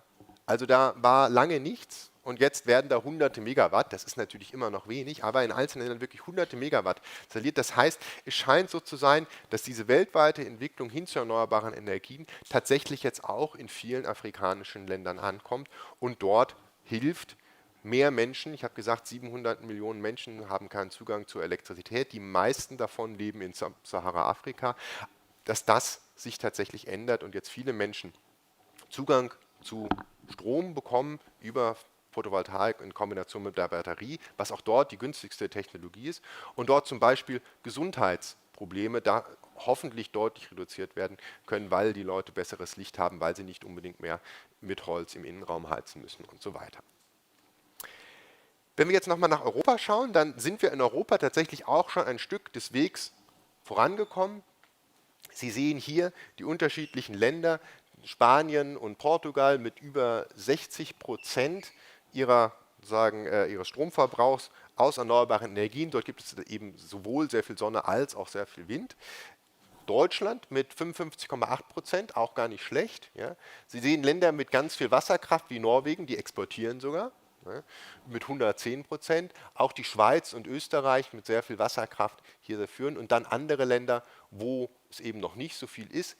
Spannend ist aber auch, dass wenn man zum Beispiel nach Ungarn guckt, es in Ungarn einen ungemeinen Solarboom gibt. Was immer man von dieser Orban-Regierung halten mag, tatsächlich ist im Photovoltaikbereich da die Rahmenbedingungen so, dass es dort viel passiert. Ja. Es ist also ganz spannend und wir sind ja hier alles Lehrerinnen und Lehrer. Ich habe damals in meinem Physikbuch, das ich im Leistungskurs Physik hatte, da stand noch drin, es ist aus physikalischen Gründen nicht möglich, mehr als 4% sozusagen unserer Stromversorgung mit erneuerbaren Energien zu decken. Ja? Ich freue mich sehr, dass ich das jetzt so zeigen kann. Ich habe das damals, ich war damals schon erneuerbare Energien begeistert, ja, aber es ist natürlich schon, wenn einem das, ich glaube, Metzler hieß das, ja, ich weiß nicht, ob es den noch gibt, ja. Ja, also wenn einem das da so drin steht, ja, das ist man schon erstmal eingeschüchtert. Ich weiß nicht, wie alt, wir hatten sicherlich auch nicht das neueste Buch damals, aber es fiel schon sehr auseinander. Egal. Also nicht alles, was im Physikbuch steht, stimmt. Das erzähle ich auch immer den Studierenden. Aber jetzt ist natürlich die spannende Frage, wieso funktioniert das oder wie funktioniert das denn jetzt überhaupt? Ja, wie kann das sein, dass das so klappt? Und hier habe ich Ihnen jetzt mal eine Datenauswertung von letzter Woche, KW 44, mitgebracht. Ich mache das meistens, wenn ich so einen Vortrag halte, dass ich einfach mir die letzte Woche, die vollständig abgeschlossen ist, raussuche. Und die Datenquelle ist hier energy-charts.info. Ich weiß nicht, wer von Ihnen das kennt, aber ich kann Ihnen das nur ganz arg ans Herz legen, wenn Sie irgendwie in dem Bereich unterwegs sind, Energiesysteme in Deutschland, dass Sie diese Homepage sich anschauen, weil Sie dort zum Beispiel in echt gucken können, wie viel ist denn hier jetzt unsere Stromversorgung. Da können Sie auch bei der Sonnenfinsternis nachgucken, wie die Photovoltaikleistung runtergeht und wieder hoch. Sie können gucken, wie viel ist installiert, wie viel wird produziert, wie viel wird gehandelt, wie viel, Sie können sich die Grafiken selbst zusammenstellen. Das ist also eine unschätzbare Datenquelle. Die ist systematisch über die letzten 10, 15 Jahre aufgebaut worden. Mittlerweile erschließt sie auch immer mehr europäische Datenquellen. Ja, also tatsächlich können Sie doch von einzelnen Kraftwerken in Europa nachgucken, wie viel die gerade im Moment produzieren. Das ist wirklich ein tolles Tool. Es gibt ein paar Leute, die das versucht haben zu kombinieren, zu kopieren, meine ich. Ich würde immer noch sagen, dass die Datenbasis dort von allen, die ich kenne, jetzt insbesondere für Deutschland die solideste ist. Ja. Gut, aber jetzt schauen wir uns mal an, was können wir denn da erkennen? Also in schwarz ist erstmal die Last. Das ist der Stromverbrauch, den wir in Deutschland zu den einzelnen Zeiten gehabt haben. Sie sehen, die schwankt so zwischen 40 und 70 Gigawatt, ganz grob. Ja. Was Sie auch sehen, Sie sehen das typische Tagesmuster. Wir haben mittags einen Peak, wenn alle Leute kochen. Ja, und auch viel Industrie gearbeitet und so weiter. Dann geht das runter, wenn die Leute anfangen, sozusagen Feierabend zu machen. Es piekt dann nochmal, wenn alle Leute kochen und den Fernseher anschalten zu Hause. Und dann, wenn die Menschen schlafen gehen, fällt das doch deutlich ab. Und am Wochenende hier ist es niedriger als unter der Woche. Macht auch Sinn. Ja. Und dann sehen wir hier die unterschiedlichen Energieerzeugungstechnologien. Und hier unten sehen Sie die Wasserkraft in Blau. Das läuft einfach durch. Ja, das ist bei uns Laufwasser, die Flüsse fließen, wie sie wollen, da wird nicht viel variiert, das läuft einfach durch. Dann haben Sie die Biomasse, die läuft bei uns auch kontinuierlich durch. Ja, das sind hauptsächlich Biogaskraftwerke. Es gibt eine feste Einspeisevergütung, die Sie bekommen pro Kilowattstunde Strom. Es gibt also überhaupt keinen Anreiz, das in Zeiten zu verschieben, wo mehr Strom gebraucht wird oder weniger. Das geht grundsätzlich anders. Ja, ich könnte Biogas speichern und dann in Gasturbinen benutzen, wenn es besonders kostengünstig ist. Dafür muss ich allerdings Geld investieren. Ich brauche einen etwas größeren Speicher. Die Speicherkapazitäten sind teilweise schon da, aber wahrscheinlich sollte man etwas größere Speicher bei den einzelnen Bauern oder Biogasanlagen aufbauen. Aber ich brauche auch mehr Turbinen. Ja, hier kann ich die Turbine einfach durchlaufen lassen, die ich habe. Aber wenn ich zu bestimmten Zeiten mehr liefern will, dann muss ich, man sagt dazu, überbauen. Dann brauche ich also eine größere Turbinenkapazität vorhalten.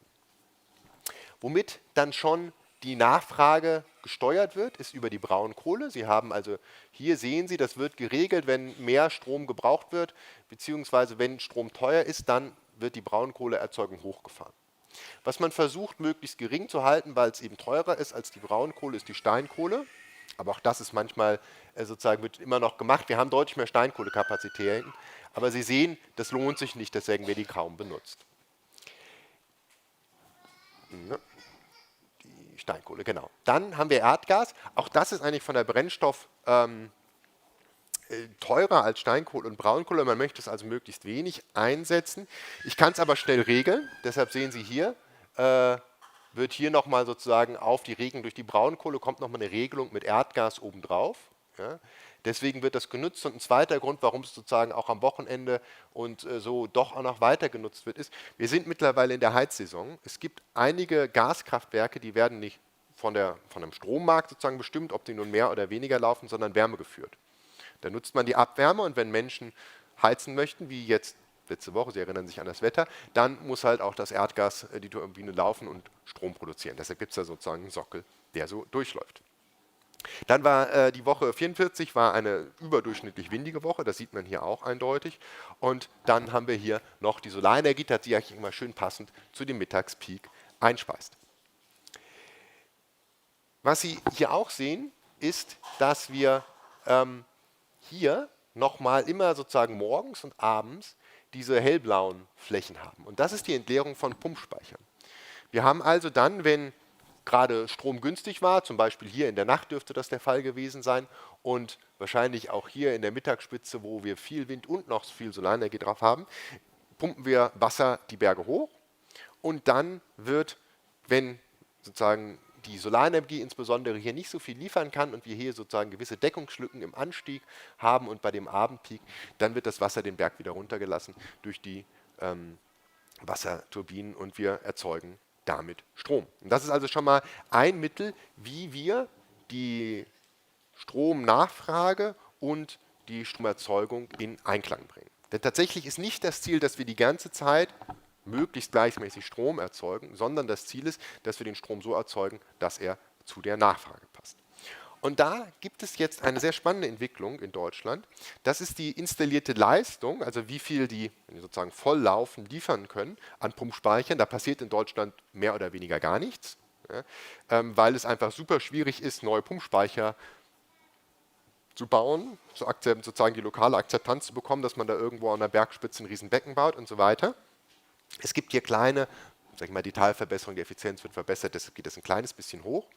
Aber was Sie hier sehen, seit 2016 ungefähr, haben wir mehr und mehr Batteriekapazitäten. Das ist eine exponentielle Entwicklung, die wir hier haben. Und mittlerweile ist die installierte Leistung der Batteriespeicher höher.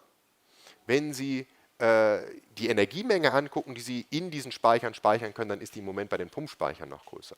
Aber wir haben Gesuche, also sozusagen, wo Leute gesagt haben, wir würden gerne einen Batteriespeicher installieren und brauchen dafür den Netzanschluss in mehreren hundert Gigawatt Größenordnung.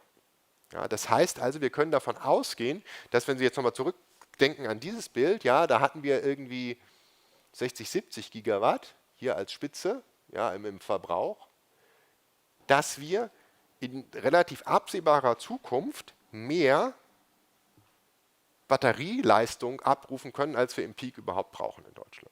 Ja, die muss man dann sozusagen noch nacheinander regeln, damit man dann auch, wie gesagt, über den Tag oder die Woche vielleicht kommt. Aber erstmal können wir die ganzen Schwankungen, die wir zwischen Tag und Nacht oder so haben, die sollten wir in der Lage sein, mit Batteriespeichern auszugleichen. Tatsächlich nicht alle von denen, ich glaube, es sind mittlerweile 300 Gigawatt oder sowas werden gebaut werden, da kann man sich ziemlich sicher sein. Erstens, weil sie alle gar nicht den Netzanschluss kriegen. Zweitens, weil manche Leute, die jetzt in Gesuchstein gar nicht vorhaben, einen Batteriespeicher zu bauen, die wollen nur das Recht haben, einen Batteriespeicher anzuschließen und dann später das Recht jemandem anders verkaufen, der tatsächlich in der Lage wäre, einen Batteriespeicher zu bauen. Da ist also einiges an Glücksrittertum auch dabei. Aber grundsätzlich ist das eine Entwicklung, es werden tatsächlich auch real, also ich kriege jetzt, wenn man das so verfolgt, wöchentlich die Berichte von irgendwie so in der 700 Megawatt RWE baut irgendwo da an einem alten Kraftwerkstandort einen Batteriespeicher oder in der Lausitz wird ein neuer 600 Megawatt Speicher sozusagen.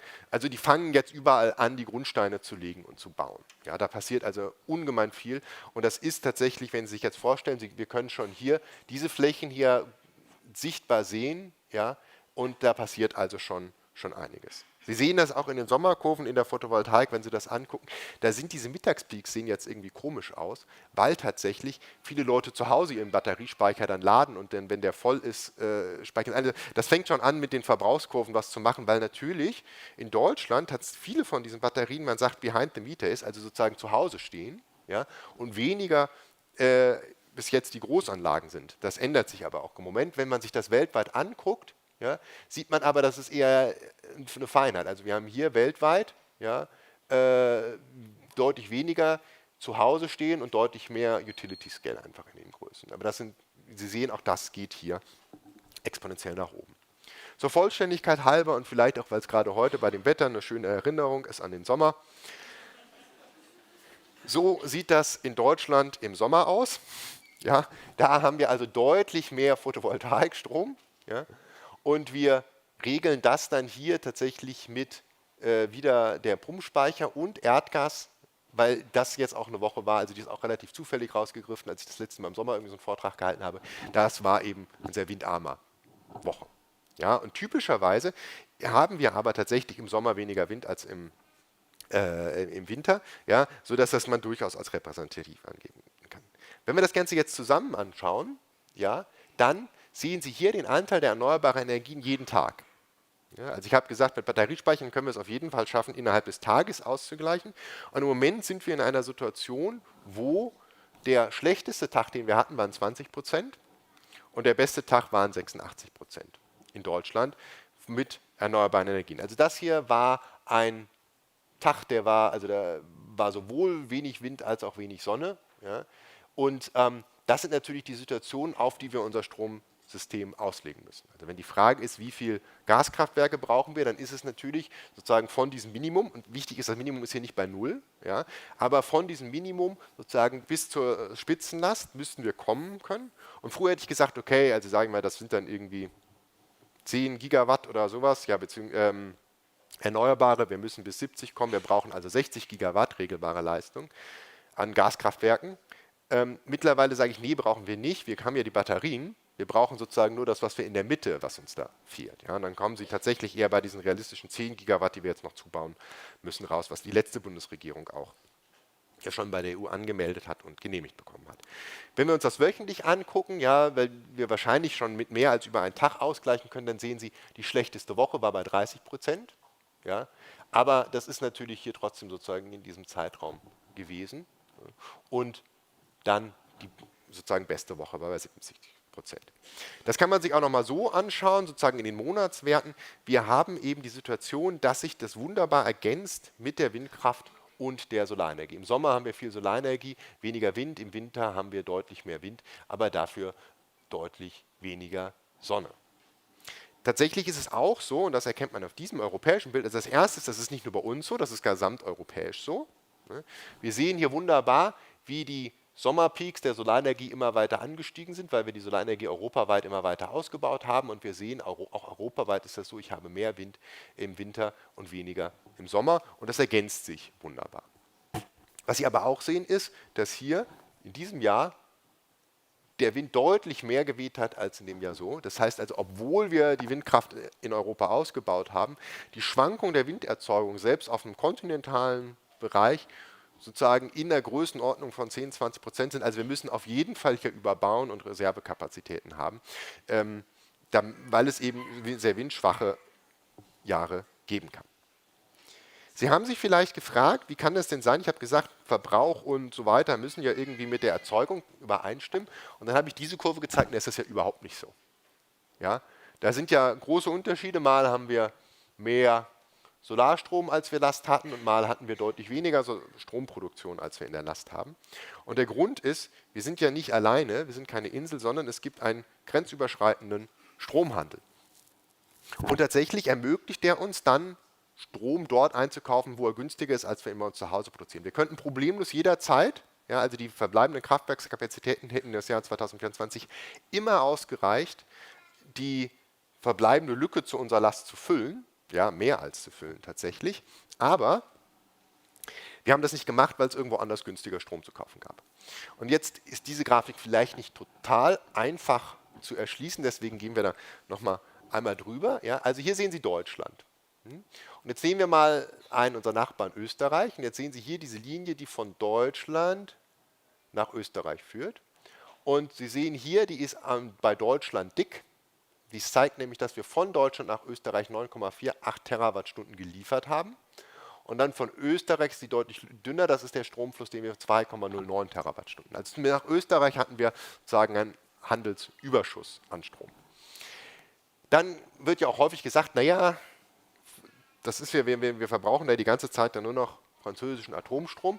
Das ist nicht korrekt. Wir verbrauchen auch französischen Atomstrom. In diesem Jahr hat Frankreich mehr Strom nach Deutschland geliefert, als Deutschland nach Frankreich geliefert hat.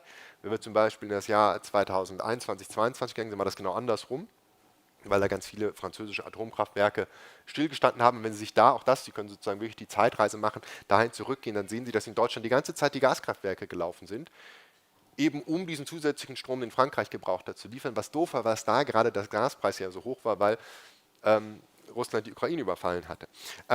Deswegen, da kommt ein Teil sozusagen dieser Strompreisrallye aus der Zeit her.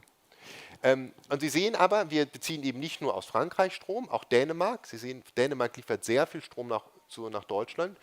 Weil die eben sehr hohe Windkraftkapazitäten haben, ist es häufig günstiger, dänischen Windstrom zu nutzen, als jetzt Deutschland irgendwie nochmal das Kraftwerk anzuwerfen. Und Sie sehen aber auch, dass es, sage ich mal, komplizierte Handelssachen gibt. Also natürlich, Schweden ist kein direkter Nachbar von Deutschland, aber Schweden liefert an Dänemark und eventuell liefert dann Dänemark an Deutschland.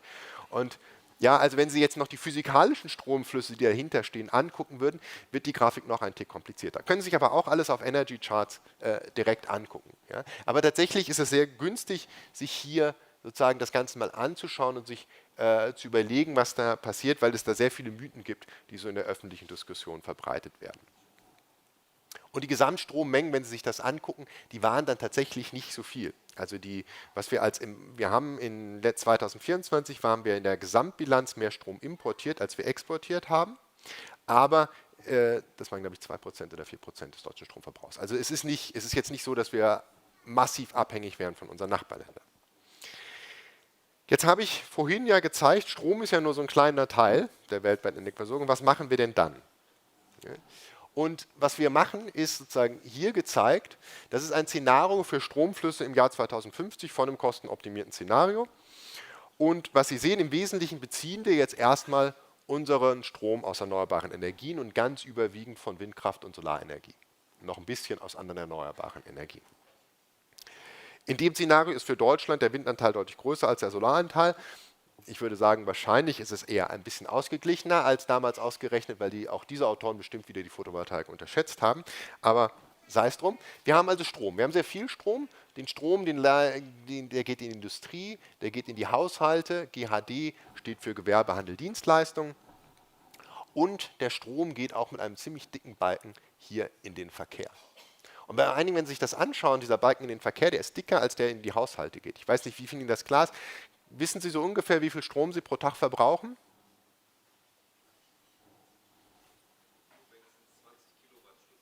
Weil Sie mit einer Wärmepumpe heizen? Ja, genau. Gut, ja. Wenn Sie jetzt keine Wärmepumpe haben, dann liegen Sie vielleicht eher so, und kein Elektroauto, dann liegen Sie vielleicht eher so bei 6 Kilowattstunden oder sowas in der Größenordnung. Wie groß ist der Speicher von einem typischen Elektroauto?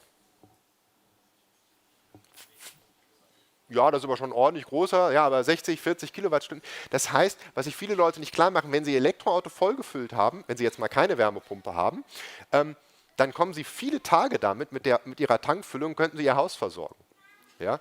Und selbst wenn sie eine Wärmepumpe haben, kommen sie vielleicht noch 2, 3 Tage weit. Das heißt also, das, was wir, sage ich mal, in unsere Autos stecken, in den Verkehr, ja, ist im Vergleich zu dem, was wir im Stromverbrauch oder Energieverbrauch zu Hause haben, gar nicht so viel. Ja. Deswegen, also hier der Strombalken geht hier rein. Dann wird hier noch angenommen, dass aus Biomasse noch Kohlen, Wasserstoff, die gehen auch in den Verkehr. Das ist dann im Wesentlichen für Jetfuels und so weiter, die dann hier sozusagen noch keine batterieelektrisch betriebenen Lösungen haben. Was Sie auch sehen ist, ein Teil wird hier in Wasserstoff über die Elektrolyse und der Wasserstoff, wo geht der hin? Der geht den ganz überwiegenden Teil in die Industrie. Ja. Wasserstoff in einem kostenoptimierten Szenario ist ein Rohstoff, den die Industrie für chemische Prozesse braucht. Wo Sie ihn nicht sehen, ja, keine Linie sehen, ist vom Wasserstoff in die Haushalte. Ja, also diese Idee, Sie können Ihre Gasheizung weiter betreiben, weil irgendein Gasversorger Ihnen Wasserstoff durch die Leitung schickt, ist sehr, sehr unrealistisch. Ja, wenn Sie jetzt nicht direkt neben einem Wasserstoff erzeugenden Betrieb wohnen. Ja.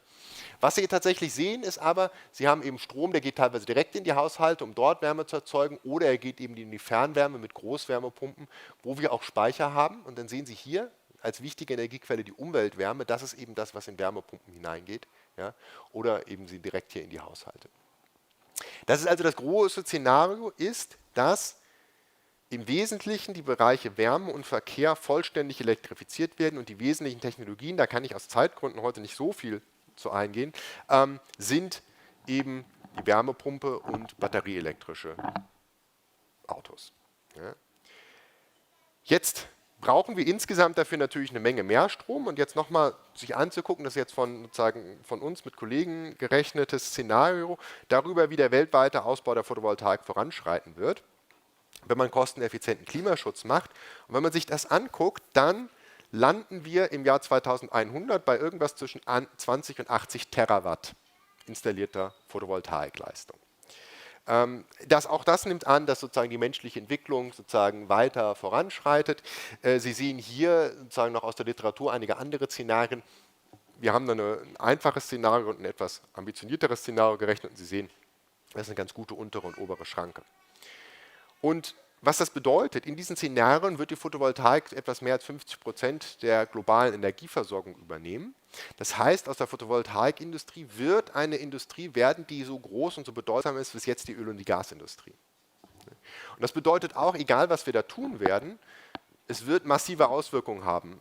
Wie wir uns zur Nachhaltigkeit stellen, wo wir unsere Mineralien herbekommen, das wird bedeutsam sein und das ist tatsächlich, was die Forschung in meiner Arbeitsgruppe antreibt. Wir sagen, okay, wir haben jetzt schon eine gute Lösung, aber wir wollen die weiter optimieren, damit, wenn wir bei dem Bereich sind, wo wir 300.000 Quadratkilometer Fläche mit Solarmodulen belegt haben, wir den ökologischen Impact so niedrig wie möglich halten konnten. Ja, und wir reden eben auch hier über enorme Materialverbräuche. Und wir haben im Prinzip 3 Phasen definiert. Das eine ist, in der Vergangenheit war das wesentliche Ziel der Photovoltaikindustrie, die Kosten zu reduzieren. Wir wollten zu dieser Situation kommen, wo wir in einem unfairen Markt, wo die Fossilen nicht ihre externen Kosten internalisiert haben, wo wir in einem unfairen Markt bestehen können als Photovoltaikindustrie. Das haben wir jetzt erreicht. Deswegen ist jetzt die Phase, wo es darum geht, so schnell wie möglich die Solarenergie auszubauen, um die weltweite Energieversorgung zu dekarbonisieren. Spätestens 2060 sollten wir damit alle durch sein. Was dann noch an weiterem Ausbau stattfindet, geht im Wesentlichen in den Anstieg der weltweiten Energieversorgung.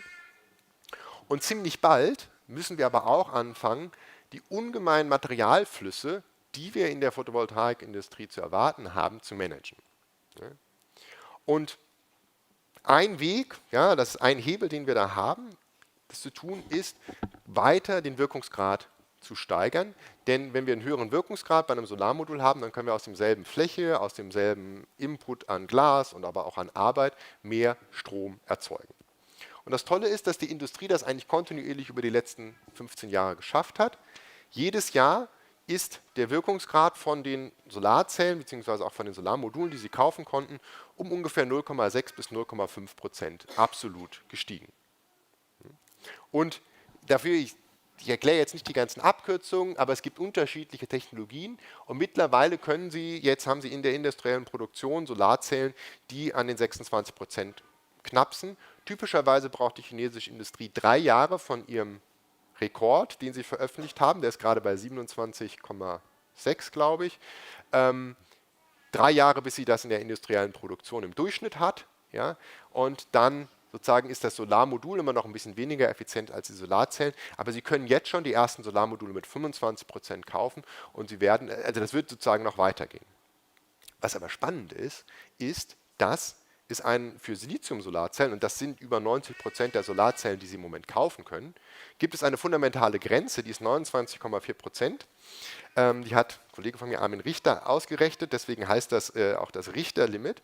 Und aus fundamentalen Gründen können wir die Silizium-Solarzellen nicht effizienter als 29,4% machen, wenn wir eine einfache Silizium-Solarzelle benutzen. Und wenn Sie sich jetzt hier diese Kurve angucken, dann kann man sich schon fragen, naja, was machen wir denn dann nach dem Jahr 2030? Und um die Frage zu beantworten, müssen wir noch so ein bisschen mal kurz verstehen, wie eine Solarzelle funktioniert. Also eine Solarzelle hat einen Absorber, der wird Licht absorbiert. Und wenn wir das uns auf einer Energieachse angucken, dann bedeutet das, da wird ein Elektron vom Valenzband ins sogenannte Leitungsband gehoben. Also Sie geben dem Elektron Energie, sodass Sie sich durch die Gegend bewegen können. Sie sind alle NaturwissenschaftlerInnen, aber ich erkläre das trotzdem, das ist nochmal ganz einfach. Das ist so, wie wenn ich Ihnen jetzt Energie verpasse und Sie aufstehen können von Ihrem Stuhl und durch die Gegend laufen. Ja? Und das machen die Elektronen auch und wir zeichnen da unten immer noch ein positives Teilchen ein, das nennen wir Loch. Das können Sie sich einfach als freien Sitz vorstellen, weil auch der freie Sitz kann ja weiter wandern, indem einfach jemand, der daneben sitzt, sich da draufsetzt und dann wandert der freie Stuhl durch die Reihen. Das ist sozusagen ein Loch und die wandern durch die Gegend, die müssen wir voneinander trennen, ja? Und die sollen zum Schluss an 2 unterschiedlichen Seiten der Solarzelle raus sein. Das heißt, wir bauen sogenannte selektive Kontakte ein. Die einen lassen nur die Elektronen raus und der andere lässt nur die Löcher raus. Und dann, das ist auch hier nochmal schön animiert, und dann bringen wir Metallkontakte an und damit können wir den Strom dann auch wirklich wegtransportieren und dann haben wir letztendlich nichts anderes, sag ich mal, wie so eine Solarzelle, wie so eine Batterie, die einen Plus- und einen Minuspol hat. So. Jetzt müssen wir uns nochmal genauer diesen Vorgang anstellen der Absorption, wo das Elektron ins Leitungsband gehoben wird. Denn es gibt Lichtteilchen, die im langwelligen Bereich sind, hier, ja, im infraroten Bereich, die haben zu wenig Energie. Das ist so, wie wenn ich so ein bisschen anschubse, da stehen sie noch lange nicht auf. Und das sind ungefähr 20% der einfallenden Energie wird bei einer Silizium-Solarzelle steckt in Photonen, die zu wenig Energie haben, um so ein Elektron anzuregen. Das geht einfach verloren. Und dann gibt es noch die anderen hier beim kurzwelligen Bereich, blau und ultraviolett, die haben zu viel Energie, das ist hier gezeigt. Damit können sie zwar wunderbar ein Elektron anheben, aber ganz viel Energie verpufft einfach als Wärme. Das ist so, wie wenn Sie aufspringen aus Ihrem Stuhl, da stehen Sie danach genauso auf dem gleichen Fußboden wie der Mensch, der ganz normal aufgestanden ist. Und alles, was dann sozusagen in das Springen gekommen ist, das ist verpufft. Und die Lösung zu dem Problem ist, wir machen einfach eine zweite Solarzelle auf die erste Solarzelle drauf, die einen etwas höheren, wir nennen das Bandlücke hat. Ja, also ich sage mal, wir stellen noch einen Tisch daneben für die ganz Motivierten. Die können auf den Tisch springen. Ja. Tatsächlich schaffen das nicht alle, aber die, die es nicht schaffen, die werden ja noch durchgelassen und die können dann sozusagen ganz normal in der Silizium-Solarzelle was anregen. Und wenn Sie das machen, also hier waren immer die nutzbaren Flächen eingezeichnet, dann sehen Sie, kriegen Sie hier eine zweite, deutlich größere Fläche und Sie haben diese Thermalisierungsverluste deutlich reduziert. Und ein Material, das dafür besonders spannend ist, um diese Solarzelle auf der Silizium zu machen, das sind die neue, sage ich mal, Stoffklasse der Perovskite. Perovskite, für die Chemielehrerinnen unter Ihnen, haben eine ABX3-Struktur. Ich musste das als Physiker auch erst lernen. Ja. Sie haben hier, es ist ein Ionenkristall, also wie Kochsalz wird das zusammengehalten, einfach nur, weil die Teilchen unterschiedlich geladen sind. Sie haben hier ein sogenanntes A-Kation und das Besondere ist, dass das nicht nur sowas wie Cäsium oder sowas sein kann, sondern das kann auch kleine organische Moleküle sein. Und die sind in einem kubischen Käfig hier, der aus einem B-Kation gebildet wird. Und darum sind dann nochmal hier die X-Anionen. Ja, und typischerweise ist sowas wie Methylammonium, Blei, Triodid ist dann die Struktur. Also das wäre das Jod, hier ist das Blei und da sitzt das Molekül. Deshalb sprechen wir auch von metallorganisch-hybrid-Molekülen. Und das Tolle an diesem Material ist, die haben eine sehr starke Absorption. Ich komme mit sehr dünnen Schichten aus. Das zweite Tolle, und das ist wirklich, sage ich mal, eine Laune der Natur, dass man festgestellt hat, diese Schichten funktionieren auch sehr gut mit Defekten. Wenn Sie so eine Silizium-Solarzelle haben, dann muss das hochrein sein, da dürfen keine Kristalldefekte rein sein. Wenn Sie das trotzdem drin haben, dann haben Sie eine schlechte Solarzelle. Bei den Perovskiten liegen diese Defekte überall in Energiebereichen, die nicht schädlich sind. Das heißt, Sie können diese Schichten, die Sie brauchen, auch mit einfachen Prozessen herstellen. Sie brauchen keine aufwendigen Hochtemperatur-Reinigungsschritte. Sie können tatsächlich diese einzelnen Bestandteile in eine Lösung tun und dann kitten Sie die Lösung auf ein Substrat, wie wir es spin-coaten, das dann auch eine definierte Schichtdicke zu haben, aber letztendlich kann in einem einfachen Universitätslabor oder, das geht jetzt mit dem Blei drin nicht so gut in der Schule, aber grundsätzlich kann sozusagen jeder mit sehr einfachen Mitteln so eine Perovskit-Solarzelle herstellen. Und das zusammen, also ich brauche wenig Material und ich kann einfache Prozesse benutzen, bedeutet, dass das Ganze günstig wird. Und dann habe ich noch sehr viele Möglichkeiten, hier an den einzelnen Positionen Elemente auszutauschen. Ich kann also die Zusammensetzung einstellen und darüber kann ich die Eigenschaften so tunen, wie ich das brauche für meine Anwendung in einer Solarzelle. Und das Ganze sieht dann so aus, also das ist hier eine Perovskit-Silizium-Tandem-Solarzelle. Wir haben so eine herkömmliche Silizium-Solarzelle genommen und haben darauf eine Perovskit-Solarzelle draufgebaut. Und wenn Sie jetzt hier im Elektronenmikroskop sich das Ganze von der Seite angucken, dann ist das hier, Entschuldigung, das war der, ja, jetzt habe ich eine Pointe, ja. Also das hier ist die Silizium-Solarzelle, ungefähr 200 Mikrometer dick. Und was Sie da oben drauf eigentlich so gut wie nicht sehen, das ist die Perovskit-Solarzelle. Die ist nämlich nur so 400 Nanometer dick. Ja. Und tatsächlich reicht dieser 400 Nanometer dicke Perovskit-Film aus, um ungefähr genauso viel zu absorbieren wie die Silizium-Solarzelle, die 200 Mikrometer dick. Diese Schichten drumherum, die dann noch markiert sind, PTAA, C60, Zinnoxid, das sind diese selektiven Kontakte, von denen ich gesprochen habe. Ja? Und auf der Rückseite hier von der Silizium-Solarzelle ist noch eine Struktur drauf, die das Licht umlenken soll, weil nämlich selbst diese 200 Mikrometer nicht ausreichend sind, damit das Silizium richtig alles Licht absorbiert. Sie wollen das Licht nochmal reflektieren und auf dem schrägen Weg durch die Silizium-Solarzelle durchleiten, damit das vollständig absorbiert ist. Genau. Wem das zu kompliziert wäre, hier jetzt die Schwarzwälder Kirschtorte. Auch als Hinweis, dass diese Solarzelle noch an meiner alten Arbeitsgruppe in Freiburg entstanden ist. Ja, auch da haben sie eine Multischichtstruktur, hinten eine Rückseitenstruktur und so weiter. Das Spannende ist jetzt, dass das Silizium die sozusagen hier, das ist sozusagen eine Möglichkeit. Ich kann eine Perovskit auf eine Silizium-Solarzelle, ich kann aber auch eine Perovskit-Perovskit-Solarzelle bauen. Also ich kann auch noch die Silizium-Solarzelle versuchen zu ersetzen. Und der Vorteil ist, dass ich dann überhaupt nicht mehr diese energieintensiven Prozesse und so weiter habe, die in der Siliziumherstellung liegen. Und wenn Sie sich das hier angucken, wir schaffen, wenn wir auf Silizium-Photovoltaik wechseln, ja, ungefähr haben wir nur noch ein Zwanzigstel der CO2-Emissionen, ja, im Vergleich zu einem sozusagen Kohlekraftwerk. Warum haben wir überhaupt noch CO2-Emissionen? Naja, wir stellen viele Solarmodule in China her. China hat immer noch einen hohen Kohleanteil in der Stromversorgung. Den Strom, der dann für die Produktion benutzt wird, der hat auch CO2-Emissionen. Wenn wir jetzt zu einer reinen Perovskit-Photovoltaik wechseln, dann könnten wir nochmal ein Achtel sparen im Vergleich zur Silizium-Photovoltaik. Also wir können insgesamt den ökologischen Fußabdruck nochmal deutlich reduzieren. Andererseits, wenn Sie jetzt eine freie Dachfläche haben und Geld zu investieren, warten Sie nicht, machen Sie jetzt das Dach voll, das können Sie dann immer noch installieren. Und wir brauchen auch noch ein bisschen, bis wir fertig sind mit der Entwicklung.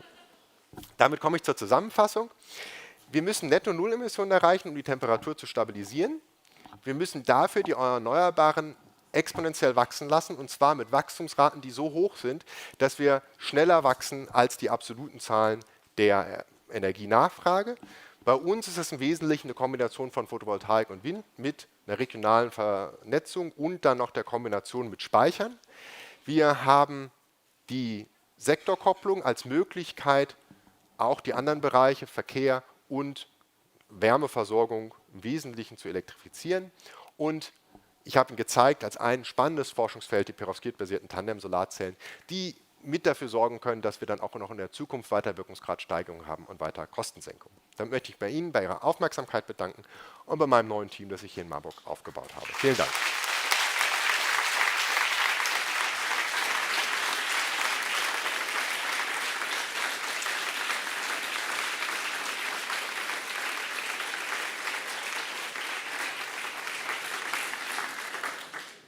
Vielen Dank. Ich muss zugeben, ich habe nicht wirklich auf die Uhr geguckt. Wir haben jetzt eine Stunde zugehört und eigentlich ist die Fragezeit schon abgelaufen. Damit wir am letzten Tag nicht komplett aus unserem Zeitplan rausfallen, ist mein Vorschlag, wenn Sie einverstanden sind, dass wir jetzt trotzdem in die Kaffeepause gehen. Es tut mir leid für die Online-Teilnehmer. Und wenn Fragen sind, machen wir das in der Kaffeepause. Und ich bedanke mich recht herzlich für den Vortrag. Wir haben ein kleines Dankeschön für alle unsere Redenden.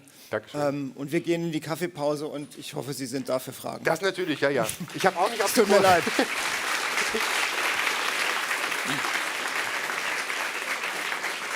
Ich habe noch einen Tick später angefangen.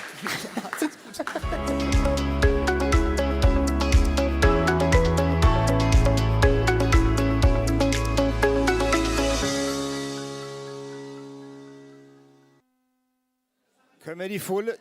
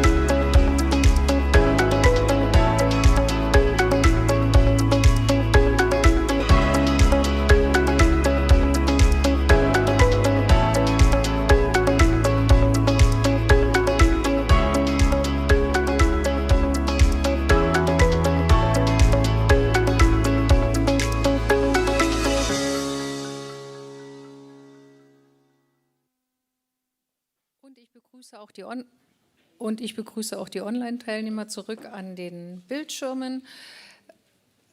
Sind die Schweine die Lösung unseres Organproblems? Das ist die große Frage, der sich Frau Professor Hinkel seit geraumer Zeit widmet.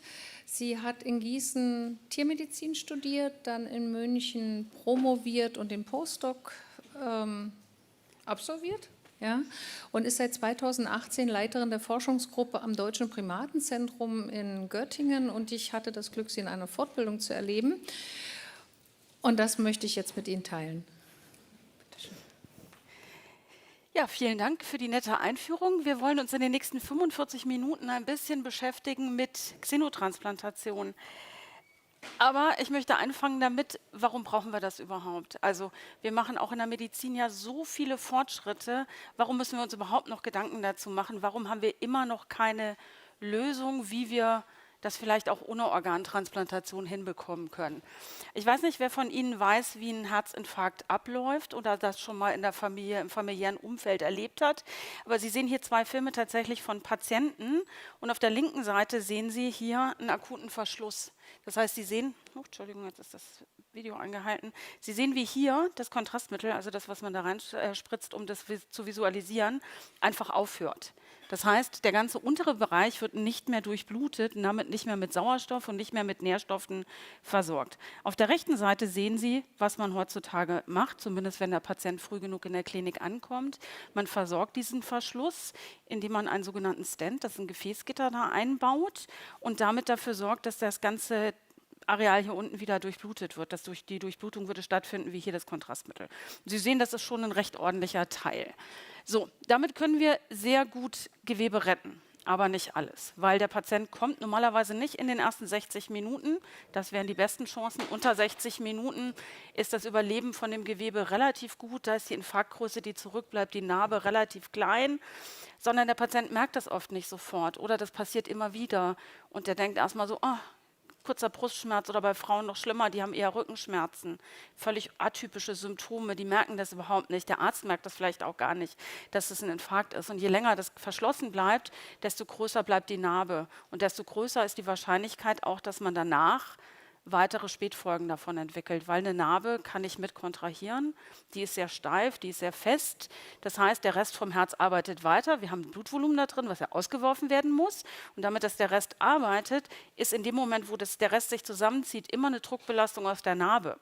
Und die Narbe fängt an und dehnt sich immer weiter aus, wird immer dünner und dehnt sich immer weiter aus und die machen einen Teil von diesen Todesfällen hier aus. Sie sehen hier aufgetragen die Sterblichkeit bei Herz-Kreislauf-Erkrankungen in den Jahren. Sie sehen, am akuten Herzinfarkt ist man früher zu einer sehr hohen Wahrscheinlichkeit verstorben. 1970 gab es diese Gefäßgitter noch nicht, da verstarb man tatsächlich an dem Herzinfarkt selber. Den können wir mittlerweile sehr gut behandeln, aber wir haben es nicht geschafft, im gleichen Maße die chronische ischämische Herzerkrankung, also das, was in der Folge davon passiert, genauso gut zu behandeln. Und die Grünen hier oben, das sind die sonstigen, da sehen Sie, auch die haben zugenommen. Die sind wahrscheinlich am ehesten dem geschuldet, dass die Patienten älter werden. Also die Bevölkerung wird älter und damit werden auch die Patienten älter. Und das heißt auch die Spätfolgen eben von so einem Herzinfarkt, aber von anderen Sachen wie Aortenklappen, Stenosen und solchen Sachen führen dazu, dass wir hier eine Zunahme an den Herz-Kreislauf-Erkrankungen insgesamt haben und auch an der Sterblichkeit. Und Sie sehen, das ist gar nicht so ganz wenig, was da verstirbt. Das hier sind Hochrechnungen, das ist eine Publikation aus 2011, die haben damals gerechnet bis 2040 und Sie sehen ja hier, das ist das, was die angenommen haben, was in 2040 an Herzversagen Patienten neu dazukommt und Sie sehen hier, es ist dazwischen schon eine neuere Zusammenfassung gemacht worden, nämlich in 2007 und auch für 2015 hier. Und Sie sehen, die aktuellen Zahlen sind deutlich, deutlich höher noch. Das heißt, wir haben ein hohes Patientenkollektiv, was an Herzversagen irgendwann leiden wird. Und die haben keine Therapiemöglichkeiten. Also es gibt keine Therapie, die das Herzversagen per se therapieren kann. Das Einzige, was wir machen können, ist, wir können Symptome lindern. Die meisten von Ihnen werden das wissen, jemand in der Familie, der dann Herz-Kreislauf-Erkrankungen hat, die kriegen sogenannte Beta-Blocker. Man versucht also die Herzschlagrate ein bisschen runterzuschrauben. Die kriegen Blutdrucksenker, damit der Blutdruck nicht so hoch ist. Die kriegen Medikamente, die vermehrt Wasser aus dem Körper ausschwemmen, damit es nicht so eine hohe Last der Flüssigkeit gibt. Aber nochmal, das sind alles rein symptomatische Therapien. Das heißt, damit helfen Sie dem Patienten nicht. Sie helfen ihm nur, das Ganze etwas besser auszuhalten und verlängern es wahrscheinlich auch damit ein bisschen. Und im Moment ist tatsächlich bei Herzversagen die einzige Therapieoption, wirkliche Therapieoption Herztransplantation. Das heißt, am Ende ein End-Stage-Heart-Failure, also ein am Herzversagen stehender Patient, braucht ein Herz, sonst überlebt er das nicht. Jetzt haben wir aber nicht so wahnsinnig viele Organe. Das sind die Zahlen der Organspender in Deutschland bis 2020. Sie sehen, die Zahlen sind eher rückläufig. Warum sind die rückläufig? Es ist nicht so, dass automatisch das heißt, also als erstes denkt man ja immer, die Leute spenden nicht mehr so gerne. Das stimmt gar nicht. Aber manchmal ist die Technik auch nicht nur ein Segen, sondern auch ein Fluch. Je besser unsere Fahrzeuge werden und je sicherer unsere Fahrzeuge werden, desto weniger stirbt man an einem Autounfall. Und Spender sind ja gesunde, jüngere Patienten, also ein 90-Jähriger, der sein Herz spendet, damit kann keiner was anfangen. Das klingt jetzt ein bisschen hart, aber was soll man mit dem Herz anfangen? Das hat ja auch schon 90 Jahre gearbeitet, das hat schon jede Menge Sachen erlebt, wahrscheinlich auch schon Erkrankungen erlebt. Das heißt, was sie brauchen, sind Patienten, die aus welchen Gründen auch immer früh gesund versterben. Und das waren nun mal immer die Motorradfahrer. Ne? Früher hieß es immer, wer Motorrad fährt, der braucht einen Organspenderausweis, weil das ist der fahrende Organspender. Sehe ich immer noch genauso und ich bin selber Motorradfahrerin. Ne? Aber also wirklich, das ist ein bisschen der Fluch und der Segen zugleich. Wir sind sicherer geworden im Straßenverkehr, aber auch in anderen Dingen und damit haben wir weniger Organe. Dazu kommt aber, dass wir eine steigende Nachfrage an Organen haben. Also Sie sehen hier die tatsächlichen Transplantationen. Und dann sehen Sie hier oben, das sind die Leute, die auf der Warteliste sind. Ja, das heißt, wir haben immer mehr Leute auf der Warteliste, weil wir weniger Organe haben. Das heißt, es kommt ja zu einem Rückstau. Es kommt zu immer mehr Patienten, die auf dieser Warteliste sind. Klingt jetzt, naja, auch noch nicht so super dramatisch. Ich sage mal, den Patienten geht es nicht besonders gut. Die können sich oft nicht alleine versorgen. Die haben eine sehr deutliche Einschränkung ihrer Lebensqualität. Könnte man sagen, ja gut, aber sie leben ja noch. Ja, naja, geht so. Ne? Also wenn man sich hier die Sterblichkeiten anguckt, das ist hier diese rote Linie, dann sehen Sie, dass nach 36 Monaten 20% dieser Patienten verstorben sind. Und das ist im Moment ungefähr die Zeit, die man auf der Warteliste verbringt. Das heißt, sie verlieren auch auf dem Weg dahin ungefähr 1/5 der Patienten.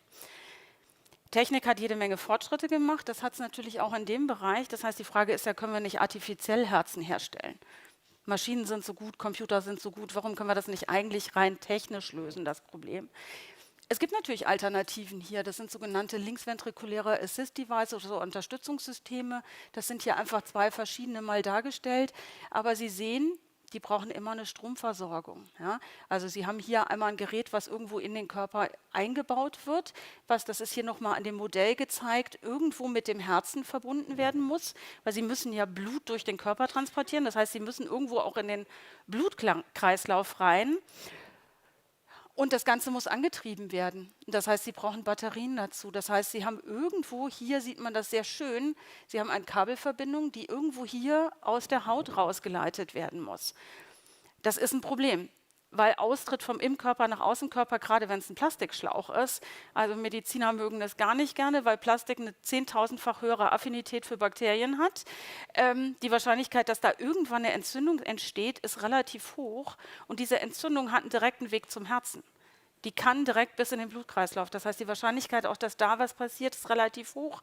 Natürlich auch mit Fremdmaterial, es können sich Trompen bilden, Sie können einen Schlaganfall, Sie können einen Herzinfarkt davon bekommen. Aber Sie können auch viele Dinge nicht mehr tun. Das Ding ist ja mit Batterie betrieben. Schwimmen gehen können Sie sowieso nicht, aber auch duschen ist eine Herausforderung. Weil Sie können ja nicht einfach die Batterie abnehmen, in dem Moment hört die Pumpe auf zu pumpen. dann ist es ein bisschen schlecht. Ne? Also selbst wenn Sie Schnellduscher sind, das funktioniert nicht. Und es gibt eine Sache noch, die für die Patienten tatsächlich auch ein richtig großes Problem ist. Die meisten von diesen Pumpen geben keinen Puls ab. Das heißt, sie haben nicht dieses Gefühl vom Herzschlag. Jetzt wird jeder von Ihnen sagen, naja, spüre ich ja normalerweise gar nicht. Aber Sie werden immer merken, wenn Sie aufgeregt sind oder so, dann sind es die Momente, wo man sehr wohl spürt, dass das Herz schlägt. Und keinen Puls mehr haben, spürt man auch, weil es eine Abweichung von der Norm ist. Und auch das ist ein sehr beängstigendes Gefühl für die Patienten, weil die zwar wissen, da läuft eine Pumpe, aber sie spüren das überhaupt nicht. Das heißt, auch wenn die Pumpe ausfällt, haben die kein direktes Gefühl dafür, was für die Patienten ein wirkliches Problem ist. Hier nochmal gezeigt, also hier kommt das Blut, dann wird aus dem Ventrikel, also aus der Herzkammer abgesaugt und wird dann hier über diese Verbindung hier oben für dieses System hier rein wieder gepumpt und dann durch den Körper damit transportiert. Auch das hat eine relativ hohe Sterblichkeit. Ne? Wir reden ja immer davon, was können wir den Patienten tun. Das ist sowas, damit können wir eine Brücke überwinden. Damit können wir für einen Patienten, dem es richtig schlecht geht, der sofort, also das nennt man dann High Urgency, auf der Transplantationsliste steht, der einfach so gar nicht mehr überleben kann, dem können wir ein paar Monate damit schenken, dass er auf ein passendes Herz warten kann. Aber Sie sehen Einjahresmortalität immer noch ungefähr bei 40%, Infektionen, Blutungen, aber auch thrombembolische Komplikationen, also Schlaganfälle zum Beispiel. Das heißt, das ist eine tolle Idee, aber auch da sind wir noch nicht da, wo wir sein könnten. Und wenn ich ganz ehrlich bin, ob so rein artifizielle Systeme, die auch sehr viel Fremdmaterial haben, am Ende die Lösung sind, da bin ich auch nicht so sicher. Aber wir haben ja noch weitere Entwicklungen. Es gab in den letzten Jahren ja noch jede Menge Entwicklungen, was Stammzellbiologie angeht. Ich habe jetzt erstmal oben einmal nochmal, weil es der Vollständigkeit halber dazu gehört, die Lebensspende dazu getan. Das ist natürlich für Leber und Niere eine Alternative. Auch wenn sie nur in wenigen Fällen gemacht und genutzt wird, und sehr strengen Regeln unterliegt. Aber das heißt, da können wir das machen, fürs Herz geht nicht. Jeder von uns hat nur eins, davon hängen wir ab, das können wir nicht lebend weitergeben, weil das wäre mit dem Tod von dem, der spendet, einhergehen und das geht in Deutschland nicht und ich wüsste auch kein anderes Land, wo das funktioniert. Artifizielle Organe, als die ganze Stammzellforschung mit den induzierten pluripotenten Stammzellen kam, war das die große Hoffnung, dass wir aus diesen Zellen ganze Organe wieder bilden können. Nämlich zum Beispiel wie hier unten gezeigt in der Kulturschale. Das gibt es ein bisschen auch schon. Also Sie können Haut nachbilden, Sie können so Prothesen nachbilden daraus. Das geht aber im Moment nur für sehr einfach strukturierte Organe, die nicht zu groß sein dürfen und die nicht zu komplex von der Funktion her sein dürfen. Und das funktioniert fürs Herz noch nicht und würde auch in der Größe von einer Maus, und jetzt reden wir bei einer Maus von der Körpergröße von 30 Gramm, also das heißt von deutlich unter einem Gramm beim Herzgewicht, mehrere Monate dauern, dann können Sie sich das ungefähr vorstellen, wie das bei uns bei 200 bis 300 Gramm Herzgewicht aussehen würde. Das ist auch eine Frage der Finanzierung und der Zeit. Wenn der Patient nur 2 Jahre hat oder 1 Jahr hat, bis er das braucht, können wir keine 3 Jahre warten, bis das Organ fertig ist. Ich glaube auch nicht, dass wir es uns leisten können, das auf Vorrat herzustellen. Das heißt, im Moment zumindest kommen wir mit dem medizinischen Stand, wo wir sind, nicht an den Transplantationen vorbei. Und hier jetzt noch mal einmal ganz kurz zusammengefasst die verschiedenen Arten der Transplantation, weil wir uns ja heute mit der unteren vor allen Dingen beschäftigen wollen. Also es gibt zum einen die autologe Transplantation, das heißt, Sie spenden für sich selber. Jeder, der mal eine größere OP oder so vor sich hatte, kennt das vielleicht, dass man Eigenblutspende machen kann. Also dass man vorher hingehen kann, Blut konservieren lassen kann, damit man im Falle, dass es gebraucht wird, sein eigenes Blut bekommen kann. Allotransplantation ist das, was in der Regel gemacht wird. Das heißt, das ist zwischen Menschen, von Mensch auf Mensch, also in derselben Spezies. Dabei wird noch geguckt, dass die genetischen Unterschiede nicht zu hoch sind und die Inkompatibilitäten nicht zu hoch sind, damit das gut funktioniert. Xenotransplantation kommt von dem Wort Xeno aus dem Griechischen, heißt fremd, also es ist speziesübergreifend. Das heißt, es wird irgendwas von einer anderen Spezies in uns transplantiert, also in dem Fall jetzt hier in den Menschen. Das klingt jetzt wie ein total neues Konzept. Ich muss Sie enttäuschen, es gibt schon seit dem 17. Jahrhundert.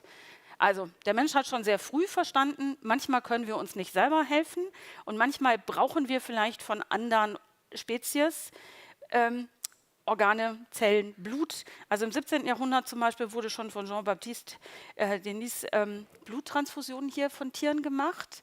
Das finde ich ein bisschen skurril. Im 19. Jahrhundert wurde Haut vom Frosch genommen, um sie in den Menschen zu transplantieren. Das wäre jetzt nicht so das Erste, was mir einfallen würde mit dem Unterschied.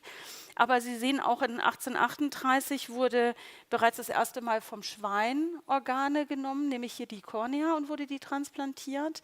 Es gab dann auch einige Versuche, aus den Primaten zu transplantieren. Das waren in der Regel Schimpansen, weil die sowohl von der Größe als auch von der genetischen Nähe gedacht waren, dass sie am besten zu uns passen.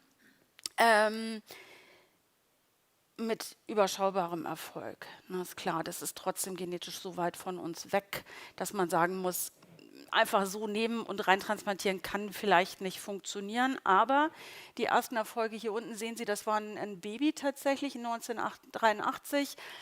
Die hat ein Pavianherz bekommen und die hat immerhin 20 Tage damit überlebt.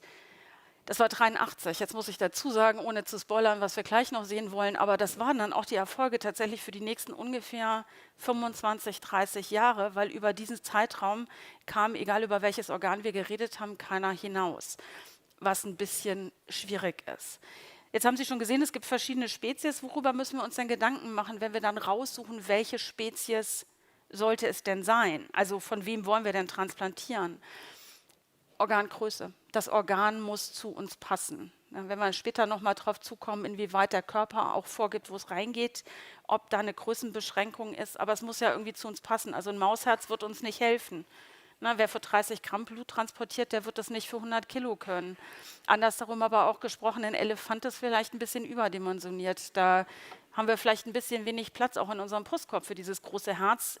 Und das braucht vielleicht auch ein bisschen viel Blut, was es dann transportiert. Also irgendwie müssen ja die Größenverhältnisse stimmen. Es sollte aber auch vielleicht der Blutdruck, den der Organismus per se hat, ein bisschen zu uns passen.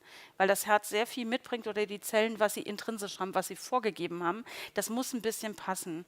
Genetische Nähe wären jetzt eher die Primaten. Ne? Die sind uns viel näher, die sind uns aber ethisch bedenklicher, sag ich mal, und die sind natürlich aber auch von der Größe her nicht besonders passend. Da kommen wir gleich nochmal zu.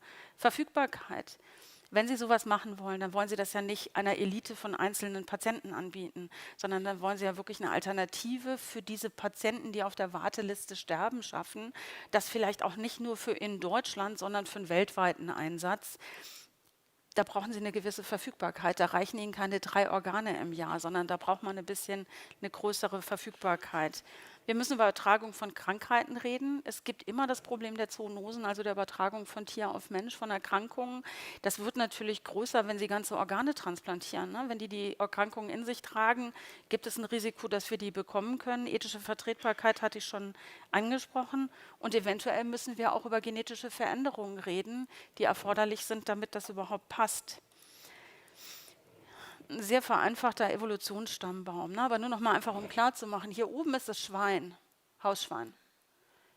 Und hier unten ist der Mensch und hier unten sind die Primaten. Und dann sehen Sie, wo die sich hier schon geteilt haben. Ne? Das ist schon sehr früh auseinandergegangen. Das heißt, eigentlich von der genetischen Nähe wären die Primaten uns viel näher. Jetzt hatte ich schon gesagt, es gab 20 Jahre, 30 Jahre praktisch keinen Erfolg. Und es gab dann eine Sache, die wirklich einen Durchbruch gebracht hat, auch wenn sie erstmal gar nichts mit der Xenotransplantation zu tun hatte. Aber ich weiß nicht, wer von Ihnen sich noch an die großen Schlagzeilen zu Dolly erinnern kann. Dolly, das erste geklonte Schaf. Das war das erste Mal, dass die Möglichkeit bestand, in einem Großtier geklonte Tiere zu machen. Warum ist das so wichtig? Sie müssen die Klonierung machen können, damit Sie das Tier genetisch verändern können. Ansonsten bleibt Ihnen ja nur über einen Zufall oder eine gezielte Mutation das Ganze zu machen. Jetzt gibt es aber von Schweinen zum Beispiel auch keine embryonalen Stammzellen. Das heißt, Sie sind da sehr, sehr limitiert in dem, was Sie machen können. Und mit dieser Möglichkeit, wie man hier die Klonierung gemacht hat, das ist die Möglichkeit, die man aufs Schwein übertragen hat dann. Das heißt, Sie können Zellen von einem Tier generieren und können dann den Zellkern hier austauschen über einen modifizierten, aus einer anderen Zellart gewonnenen, aber von derselben Spezies gewonnenen Zelle und können das nutzen, um damit sogenannte transgene Schweine zu machen. Und das war wirklich der Durchbruch, nachdem man aus vielen anderen Erwägungen vorher schon gedacht hatte, naja, das Schwein könnte besser sein als der Primat, aber glaube ich, der Durchbruch, weil das können wir in den Primaten nicht in dem Maße leisten wie in Schweinen. Und warum können wir das nicht? weil die eine sehr lange Trächtigkeitsdauer haben und sehr wenig Nachkommen. Das heißt, ein Pavian zum Beispiel, 30 Kilo Tier, könnte ungefähr in eine Region kommen, wo wir den für den Menschen auch verwenden können.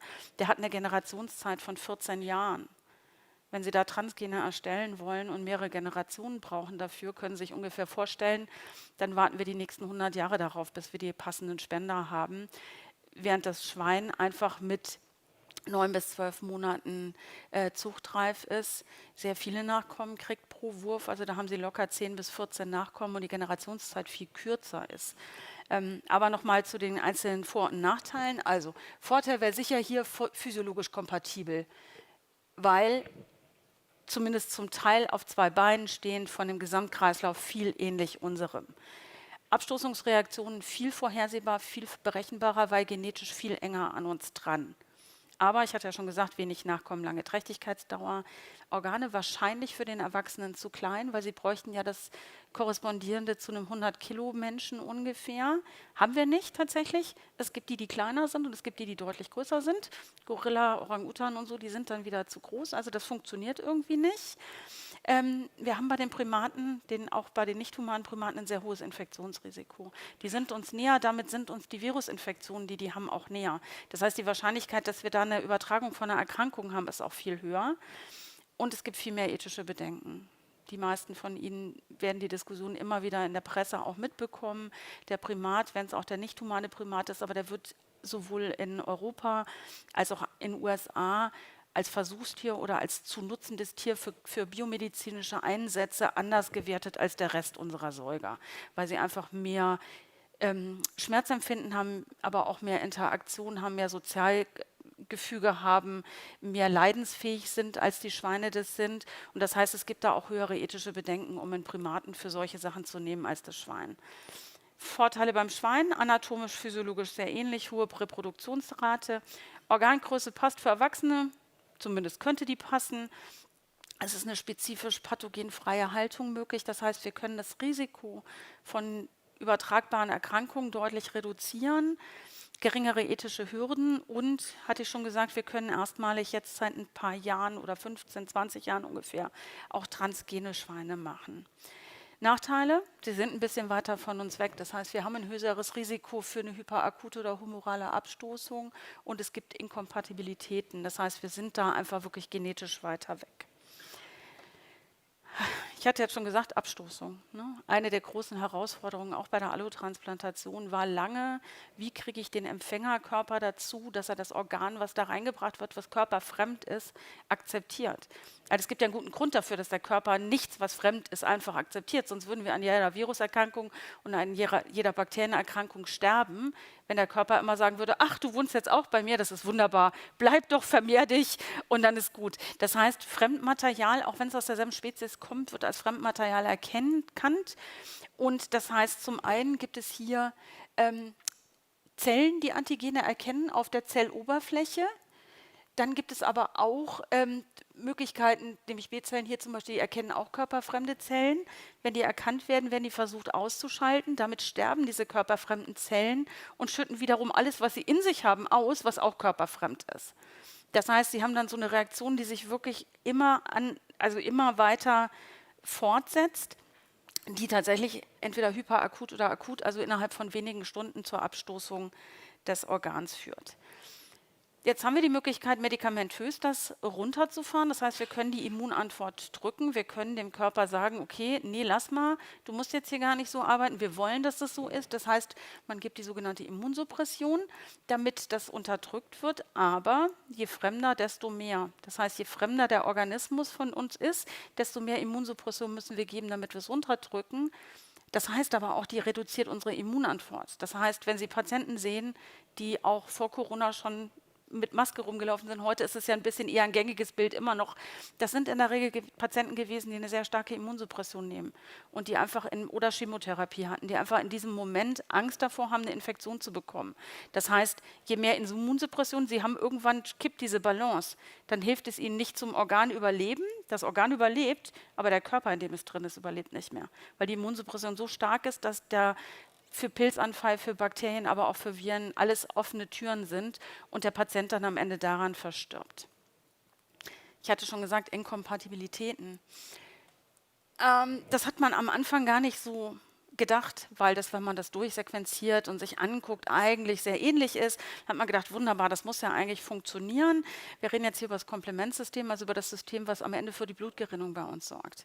Weil Sie müssen ja gucken, dass Sie eine gewisse Maß an Blutgerinnung haben. Wenn Sie sich einen kleinen Schnitt zufügen, wollen Sie ja, dass das irgendwann aufhört zu bluten. Eine der typischen Erkrankungen, wo das nicht funktioniert, sind die sogenannten Bluter, weil die ja sehr, sehr lange nachbluten. Es gibt aber auch das andere Extrem, nämlich dass es zu schnell funktioniert. Und eines neben dem Komplementsystem, eines der zentralen Moleküle hier ist das sogenannte Thrombomodulin. Das sorgt nämlich dafür, dass da die Balance gehalten wird. Das heißt, das hemmt die Thromboseneigung. Das heißt, das hemmt, dass zu viele kleine Blutgerinnsel entstehen. Leider passt aber das Schweinethrombomodulin nicht zu dem Humanen oder andersherum. Das heißt, was wir hier haben ist, wir können jetzt die Organe zwar ein bisschen länger überleben lassen, aber die versterben alle nachher an solchen Mikrothromben, an Mikroembolien, weil die im Organ durch diese Inkompatibilität immer an den Stellen kleine Trompen ausbilden. Das heißt, ja, wir können jetzt ein bisschen länger, aber wir sind jetzt bei wenigen Tagen. Und ohne das Thrombomodulin auszutauschen, geht es auch nicht. Das heißt, wir brauchen tatsächlich wirklich diese genetische Anpassung der Spender, nämlich der Schweine. Wie machen wir das? Wir versuchen einmal, die Hauptantigene auszuschalten. Ja, das heißt, die Hauptantigene, die als erstes vom Körper erkannt werden, dass sie körperfremd sind, das sind hier Zuckerreste. Galaktosidase, das sind Zuckerreste, die der Körper als körperfremd erkennt, und die werden einfach ausgeschnitten. Das heißt, sie haben ein sogenanntes Galaktosidase-Knockout. Sie können aber auch humane Komplementregulatoren zum Beispiel überexprimieren, das ist CD46, das hatte ich schon gesagt, das war uns schon klar, dass man das braucht, das hat man also schon gemacht, hat aber alleine nicht gereicht, weil Sie sehen das hier nach 25 Tagen, hier unten diese braunen Flecken, das sind sogenannte Fibrindeposite, also das sind kleine Mikrotrompen, die da überall im Organ entstehen und Thrombosen hier, die dafür sorgen, dass das Organ dann halt nach 20, 25 Tagen abstirbt. Das heißt, Thrombomodulin hatte ich Ihnen ja schon gezeigt, brauchen wir auch noch dazu. Und im Moment ist so die Idee, dass die genetischen Modifikationen, die minimal notwendig sind, damit das funktionieren kann, der Gall-Knockers, also dieser Ausschnitt des Zuckerrestes, ist das humane Komplementsystem und das humane Thrombomodulin, um damit dann die Herzen transplantabel zu machen. Sie sehen hier noch ein paar mehr Möglichkeiten, die wir im Laufe der Zeit ausprobiert haben. Wir heißt immer hier der Sonderforschungsbereich für Xenotransplantation, weil es, wenn Sie über andere Organsysteme wie Inselzellen, Pankreas nachdenken, ein bisschen andere Anforderungen gibt und dann auch andere Sachen ausgeschaltet werden können oder ausgeschaltet werden müssen. So, jetzt haben wir diese tollen transgenen Schweine, funktionieren die. Das ist eine Studie aus USA, die in 2016 entstanden ist. Hier, das ist nur ein bisschen gezeigt, in 2020 nochmal eine Übersicht, was die gemacht haben. Das heißt, die haben eben genau von diesen transgenen Schweinen Gall-Knockout, humanes Komplementsystem und Thrombomodulin die Herzen genommen und haben die in nicht humane Primaten transplantiert, aber nicht als Herz, was Arbeit leisten muss, sondern in einer sogenannten heterotopen Transplantation. Das heißt, die sind hier an die Bauchgefäße angeschlossen worden und sind einfach nur durchblutet worden. Die mussten nicht arbeiten. Aber wenn Sie sich das hier angucken, mit einer guten Immunosuppression hat er das geschafft, hier immerhin bis zu über 900 Tagen Tiere überleben zu lassen. Das heißt, wir haben damit das geschafft, dass das Organ zumindest nicht abgestoßen wird. Hier neben sind ein bisschen die histologischen Aufarbeitungen nochmal gezeigt und ich denke, man sieht ganz schön, dass das wirklich nicht viele Trompen sind, ne? Und das ist das humane Thrombomodulin, das alles, was hier braun ist, ist einfach die Expression von diesem Protein. Das heißt, ja, die Organe überleben. Können wir damit transplantieren? Leider nicht oder zum Glück nicht, weil es gab bereits im Jahr 2000 ein Konsortium, was sich damit beschäftigt hat und gesagt hat, was müssen wir denn erreichen, bevor wir ethisch gesehen das machen können, dass wir das tatsächlich auf den Menschen in Richtung einer klinischen Studie übertragen können.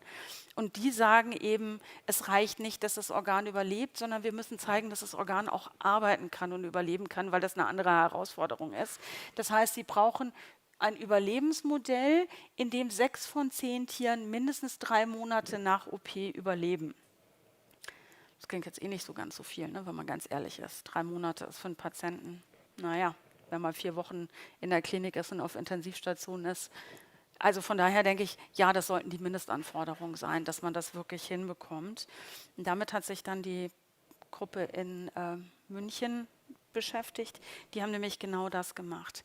Das heißt, die haben diese transgenen Schweine genommen, haben diese Herzen explantiert, haben gleichzeitig einen Zwischenschritt noch gemacht, nämlich haben sich angeguckt, wie muss man die optimal aufbewahren, bevor sie implantiert werden, weil der Patient liegt ja nicht direkt neben dem Schwein und das geht sofort, sondern wahrscheinlich muss das Organ ja irgendwo hin transportiert werden und haben die dann implantiert in Paviane, weil das von der Größe her einfach der Primat ist, der am besten passt und das Ganze tatsächlich hier in einem Überlebensmodell, das heißt, das Pavianherz ist ausgebaut worden und das Schweineherz ist eingebaut worden.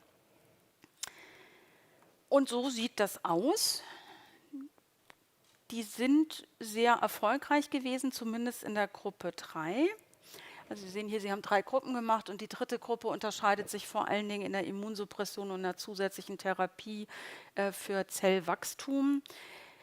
Aber Sie können auch sehen, hier oben Bilder für die Gruppe 2 gezeigt. Die haben nämlich diese Medikamente für das Zellwachstum nicht bekommen. Das ist das Pavianherz am Tag der Explantation und das ist nach wenigen Tagen das Herz, was der vom Schwein implantiert bekommen hat.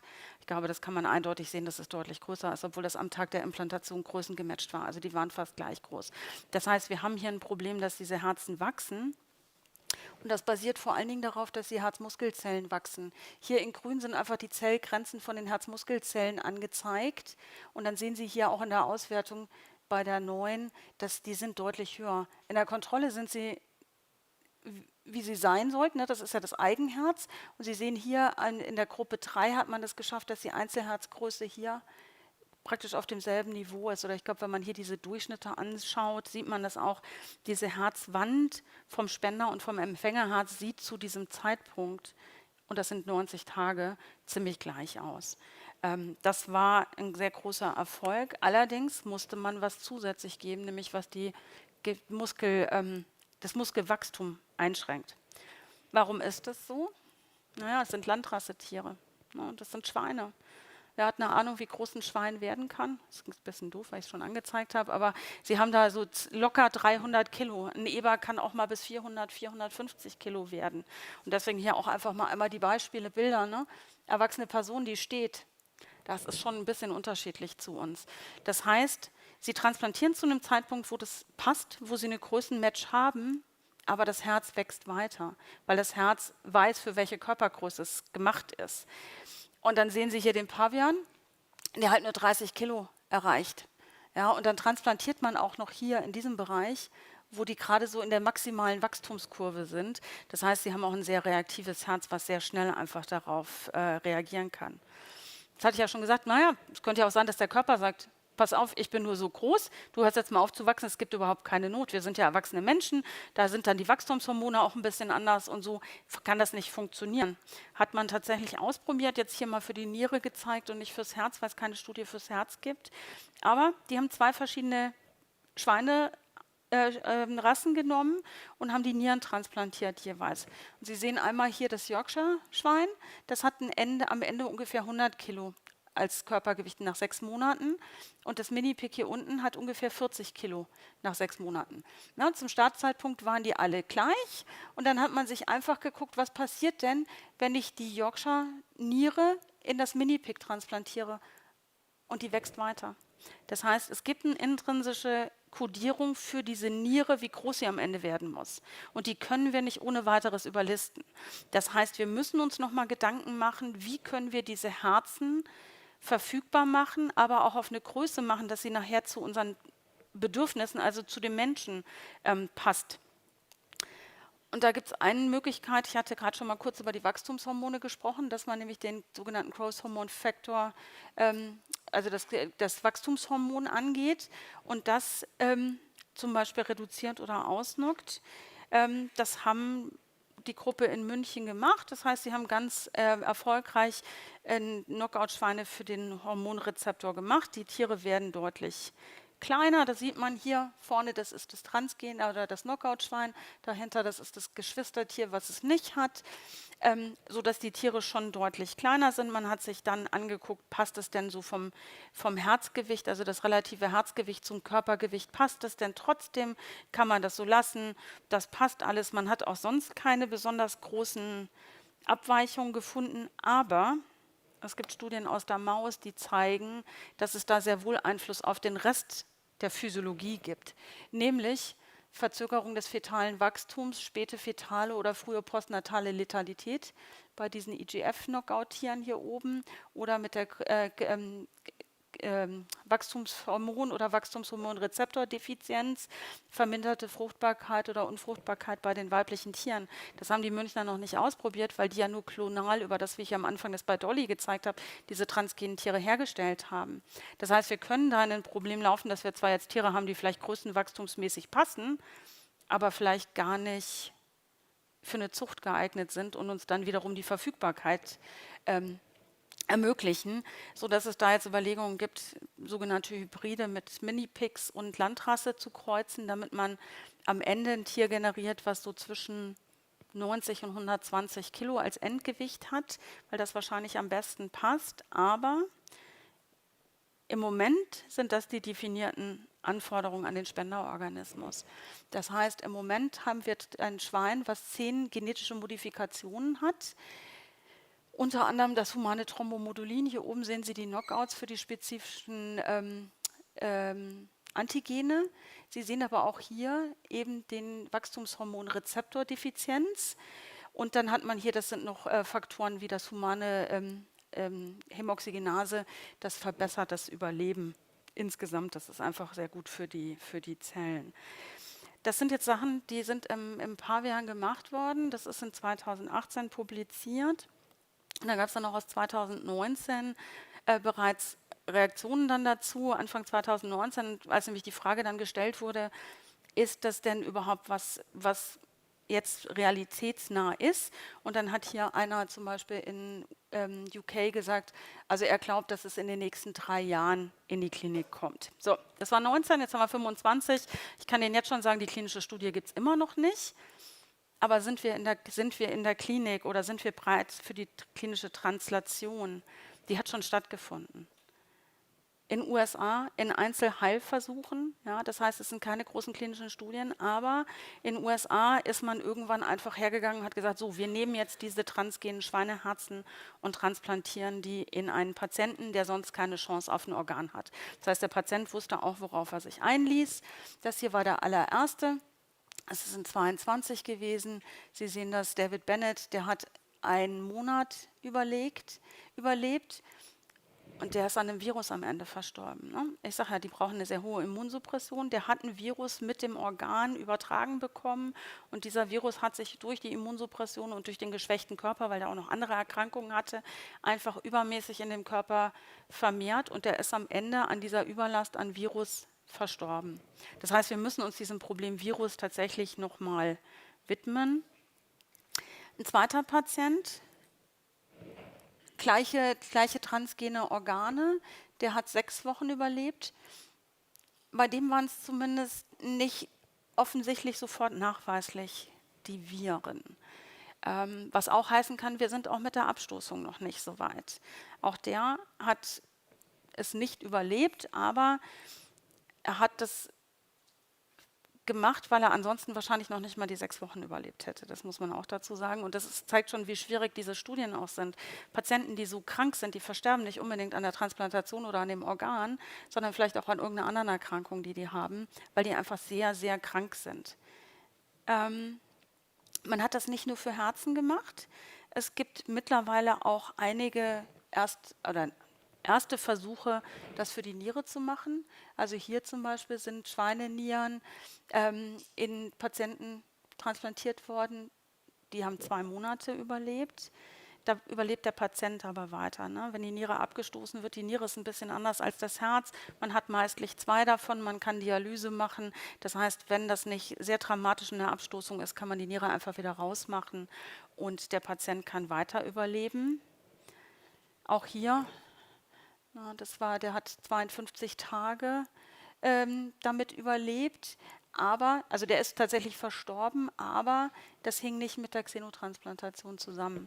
Das heißt, das ist noch ein drittes Beispiel. Das heißt, sind wir in der Klinik? Nein, aber sind wir in der Nähe davon, dass wir das wirklich umsetzen können? Ich denke, ja, das erste Mal seit Jahrzehnten wirklich so, dass man sagt, man hat viel verstanden, aber immer noch nicht alles.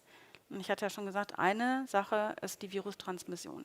Das heißt, wir müssen verstehen, welche Viren haben diese Tiere und was können diese Viren in uns machen, beziehungsweise wie können wir verhindern, dass wir sie übertragen. Hier habe ich 2 Beispiele mal gezeigt, weil es da 2 verschiedene Varianten gibt. Das eine sind die PERVs, also Porcine Retroviren sind das. Sie sehen hier, die haben ein Riesenproblem, weil die sind einfach integriert ins Genom. Die bringt das Tier übers Genom mit. Und die können sich rekombinieren. Da gibt es mehrere Varianten von A, B, C, D.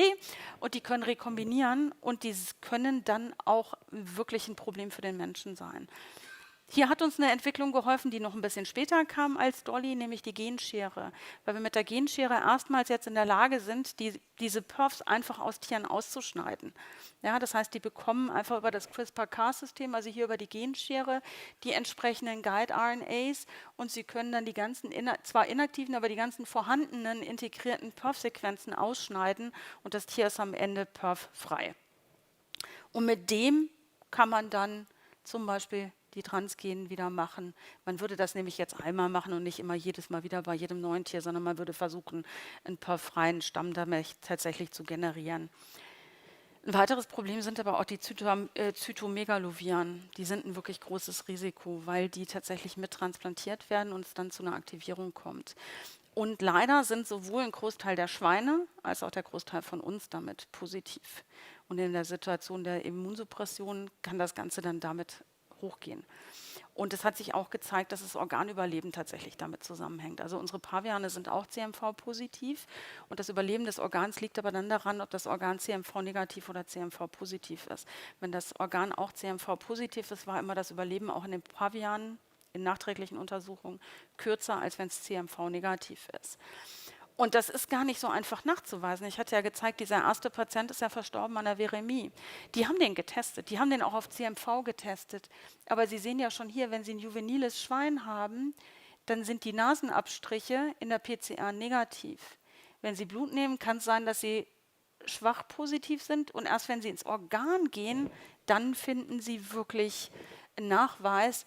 Und die Antikörper sind aber bei den Piglets, also bei den Neugeborenen und bei den jungen Schweinen grundsätzlich negativ. Während sie bei den adulten Schweinen dann wieder über Antikörper nachweisen können. Das heißt, die haben einfach mit einer Methode nachgeguckt, die nicht sensitiv genug war und konnten damit diesen Virusinfekt nicht finden. Die haben es versucht, sie haben es nicht gründlich genug versucht, würde ich jetzt mal sagen. Eine Möglichkeit, die es hier gibt, es gibt Stämme, die sind CMV-frei und sie können das vor allen Dingen früh eliminieren, weil das eben über das Kolostrum, also über die frühe Muttermilch übertragen wird. Das heißt, hier muss man den harten Schritt gehen und die Tiere direkt nach Geburt von der Mutter wegnehmen und entweder über PCMV-freie Ammen oder per Hand aufziehen, damit sie dann hier hinten am Ende eine virusfreie Kolonie haben, die für die Xenotransplantation in Frage kommt. Also nochmal die Frage, wo stehen wir aktuell? Ich denke, wir stehen irgendwo hier dazwischen. Ne? Wir haben gute Spenderschweine. Wir haben noch 1, 2 Fragen zu Viren und zur Schweingröße, die wir lösen müssen. Aber wir haben im präklinischen Modell gezeigt, dass es geht. Und zwar haben auch da die von dem Konsortium vorgegebenen Anforderungen erfüllt. Und ich weiß, dass die Münchner Gruppe im Moment tatsächlich dabei ist, ein klinisches Studienprotokoll zusammenzutun. Und auch mit dem Paul-Ehrlich-Institut, das ist das Institut, was die Genehmigung hierfür freigibt, sich schon geeinigt hat und jetzt eben noch die entsprechenden Schweine dafür generieren muss, damit sie dann Richtung klinische Studie weitermachen können. Also, es ist immer noch ein harter Weg, es ist immer noch was zu lernen und dafür sind auch klinische Studien da. Sonst würde man es gleich in die breite Anwendung geben. Man lernt auch daraus nochmal. Aber ich glaube, wir sind jetzt an einem Punkt, wo man es zumindest von der Seite des Organs ethisch vertretbar in den Patienten bringen kann. Ich hoffe, ich konnte Sie ein bisschen für die Herz-Kreislauf-Erkrankungen begeistern und danke Ihnen für die Aufmerksamkeit und freue mich auf Fragen.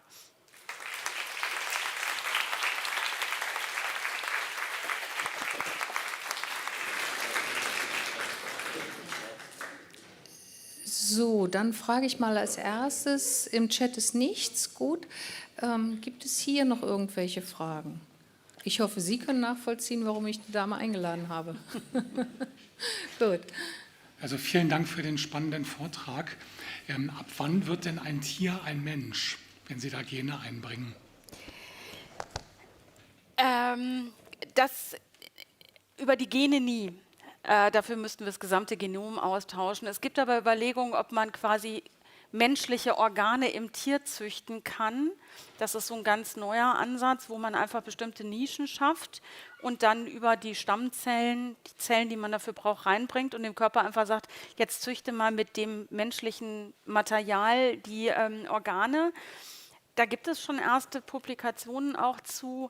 Das ist aber ethisch eine deutlich schwierigere Sache, weil man ja mal darauf achten muss, dass es auch nicht in die Keimbahn kommt und nicht übertragen werden kann. Und wo machen wir die Grenze? Also warum ist das Gehirn dann weniger wert als das Herz, um das mal so zu sagen, oder mehr wert? Also das finde ich deutlich schwieriger. Über die Gene alleine werden wir kein humanes Schwein machen. Ich wollte mal fragen, ich weiß, dass vor 20 Jahren am RKI an diesen Perfs geforscht wurde. Wie viel wurden dann seitdem gefunden eigentlich? 64. Okay. Und in dem Zusammenhang vielleicht so ein bisschen spekulative Frage, aber so irgendwie in der Möglichkeit des horizontalen Gentransfers zwischen Organ und Donor. Ist da irgendwie was in Frage, Aussicht? Also ich hatte jetzt das auch erst kürzlich gehört, dass diese Hypothese der Weismann-Barriere sowieso hinfällig ist seit der Epigenetik, also dass Information vom Körper auch zu den Keimzellen möglich ist und dass jetzt auch Exosomen gefunden wurden, wo vom Organ zu den Keimzellen anscheinend genetische Informationen in Form von mRNAs, miRNAs übermittelt wird. Die Frage wäre ja, ob das von dem Spender, also dem Skinnerorgan, Transplantat dann auch möglich wäre. Also ob das irgendwie, wie Sie das sehen, ob daran geforscht wird, also einen horizontalen Gentransfer. Also das wird immer untersucht, auch selbst bei diesen 900-Tage-Untersuchungen in den USA wird das natürlich angeguckt. Wir haben keinen Hinweis darauf. Also da gibt es tatsächlich keinen Hinweis drauf, aber das ist natürlich ein Risiko, das aber genauso zutrifft für eine andere Gentherapie, die Sie machen. Also ich glaube, das ist so eine Frage, mit der wir uns ethisch als Bevölkerung auseinandersetzen müssen, ob wir das nur bestimmten Patienten zur Verfügung stellen oder ob das Einschränkungen für die Patienten bedeutet. Ja, also der Organismus, sage ich mal jetzt so, ne, wenn ich das im Labor mache, unterliegt der strengen genetischen Sicherheitsstufen und Regelungen und den Patienten schicken wir nach Hause und sagen, have fun. Da müssen wir uns irgendwann mit auseinandersetzen. Und was ganz klar jetzt schon ist, die Patienten, die in solche Studien gehen, die werden lebenslang nachverfolgt. Das trifft nicht nur für die Xenotransplantation zu, sondern das trifft auch für die klinischen Studien zu, die mit der Genschere arbeiten, also wo es ja auch wirklich um die direkte genetische Manipulation des eigenen Genmaterials geht. Und ich glaube, wir müssen da lernen, aber dazu gehört auch einfach, dass wir diese Patienten lebenslang nachverfolgen und immer wieder Proben nehmen und gucken, was da passiert. Ich glaube, zu 100% ausschließen kann man es nicht. Ich glaube nur, dass die Wahrscheinlichkeit gerade bei den soliden Organen sehr gering ist.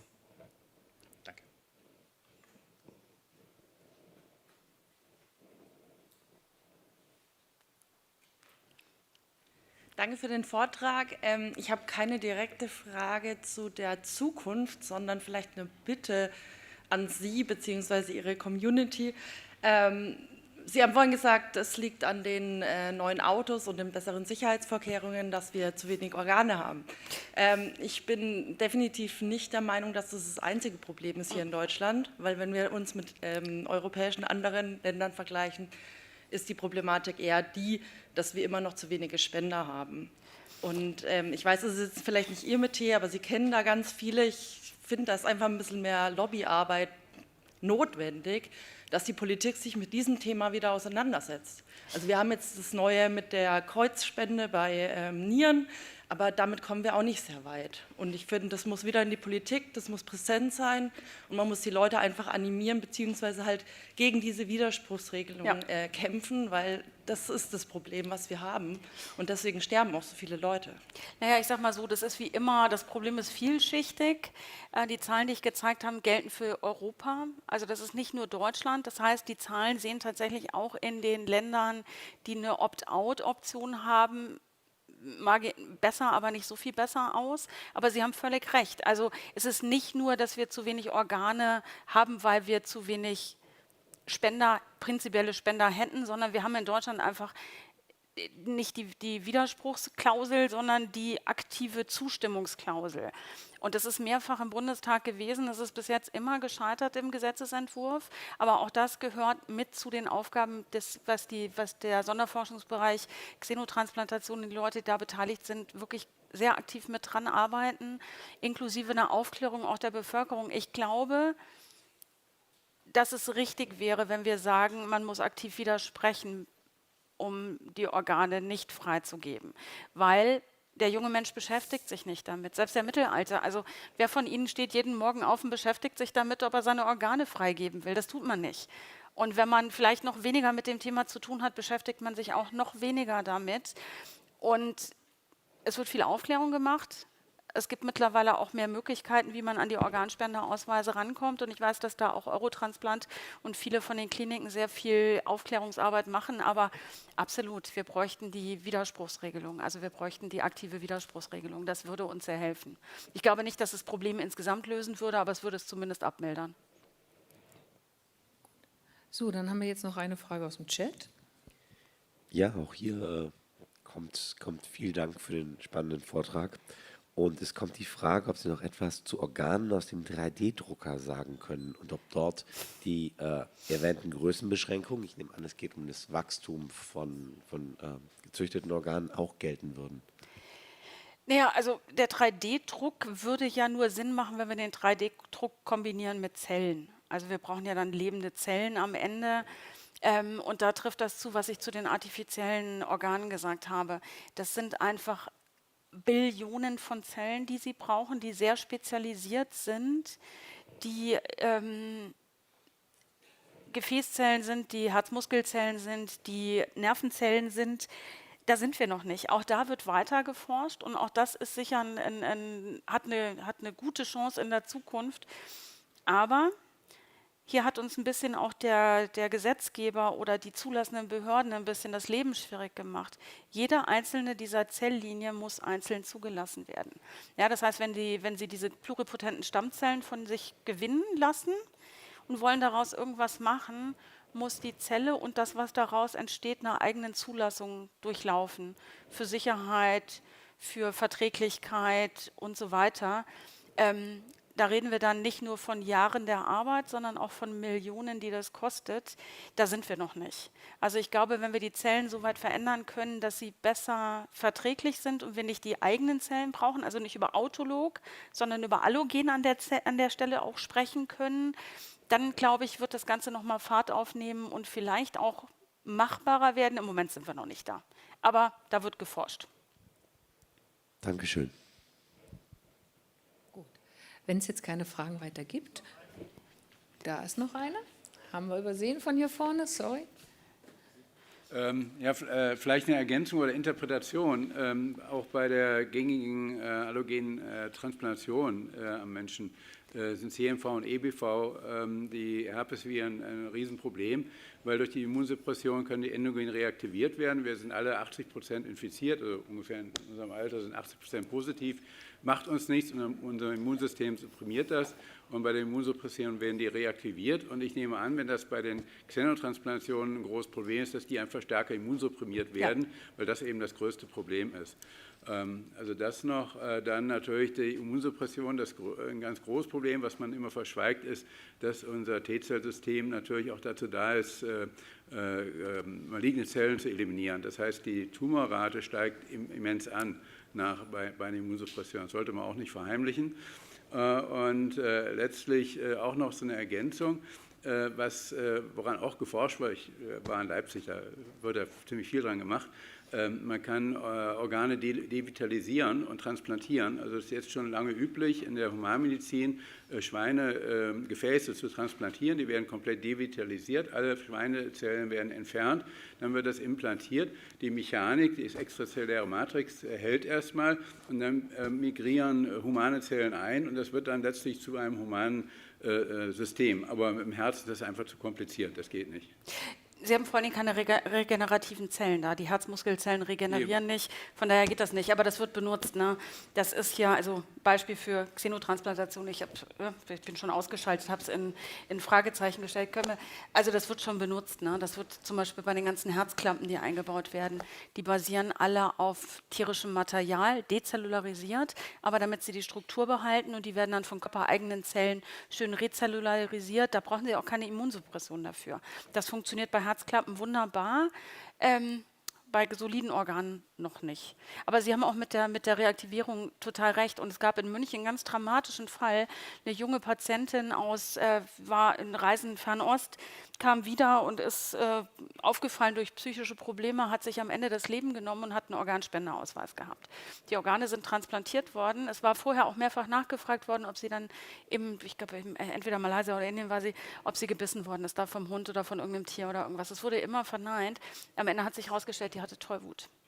Und alle Empfänger sind an der Tollwut erkrankt zumindest. Ja? Und Tollwut ist relativ tödlich auch. Also ein Großteil von denen ist auch tatsächlich verstorben. Das ist eine reale Gefahr, die wir auch bei der Allotransplantation haben, aber vielleicht noch mal mehr, weil wir die Viren nicht so gut kennen und nicht so gut wissen, wie sie mit unseren körpereigenen, also humanen kombinieren und was dann daraus entsteht. Ja. Also, und auch Erkrankungen, die beim Tier gar nicht tödlich sind, können bei Menschen tödlich sein oder andersherum. Also ich wäre im Primatenzentrum ein einfaches Beispiel. Wenn ich Masern habe, macht mir das nicht so viel, das finde ich vielleicht nicht ganz so toll, aber es ist nicht so dramatisch tödlich. Wenn ich aber Masern erkrankt bei uns in die Weißbüschelhaltung gehe, fallen die wie die Fliegen von der Stange. Also das hat eine 100%ige Tödlichkeit bei den Weißbüschelaffen. Andersherum haben wir Makaken, die sind Herpes B positiv. Herpes B ist jetzt erstmal für den Makaken völlig irrelevant, ist aber zu 100%, fast 100%, 90% tödlich, wenn es eine Ansteckung bei Menschen gibt. Also wir haben einfach auch die Auswirkung des Virus im Körper. Bei Menschen kann ganz anders sein als im Spenderorganismus. Und da sind noch ganz viele Fragen offen, die wir sicher noch lösen müssen. Gut, noch eine Frage? Dann würde ich es jetzt zum 3. Mal probieren, mich zu bedanken. Aller guten Dinge sind 3. Wir bedanken uns recht herzlich für den Vortrag mit einem Gehirnjogging. Sehr schön. Und mit einer Marzipanmedaille. Vielen Dank. Als Vorstufe für Größeres. Für den Diabetes beim nächsten Mal. Zum Beispiel.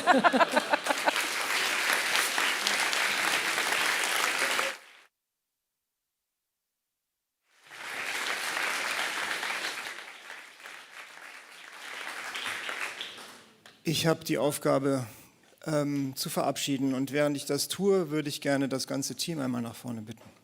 Kommt doch einfach mal nach vorne. Hier auf meiner linken Seite, auf Ihrer rechten, hinter dem Aufsteller, da hängt unsere Mitfahrzentrale. Wenn Sie sich da eingetragen haben und würden eventuell jemanden mitnehmen, wohin auch immer, schauen Sie mal vorbei, ob sich da jemand eingetragen hat, der gerne mitfahren möchte. Dann kriegen wir die QR-Codes für die Evaluation. Genau. Wenn Sie mögen, machen Sie da oben mal bitte ein Foto und evaluieren Sie uns. Wir würden uns freuen, wenn wir da möglichst viele Rückmeldungen bekommen. Und jetzt muss ich mich hier dazwischen stellen, auf jeden Fall. Das ist das Team, wir haben das gerne für Sie gemacht. Wir werden es weitermachen.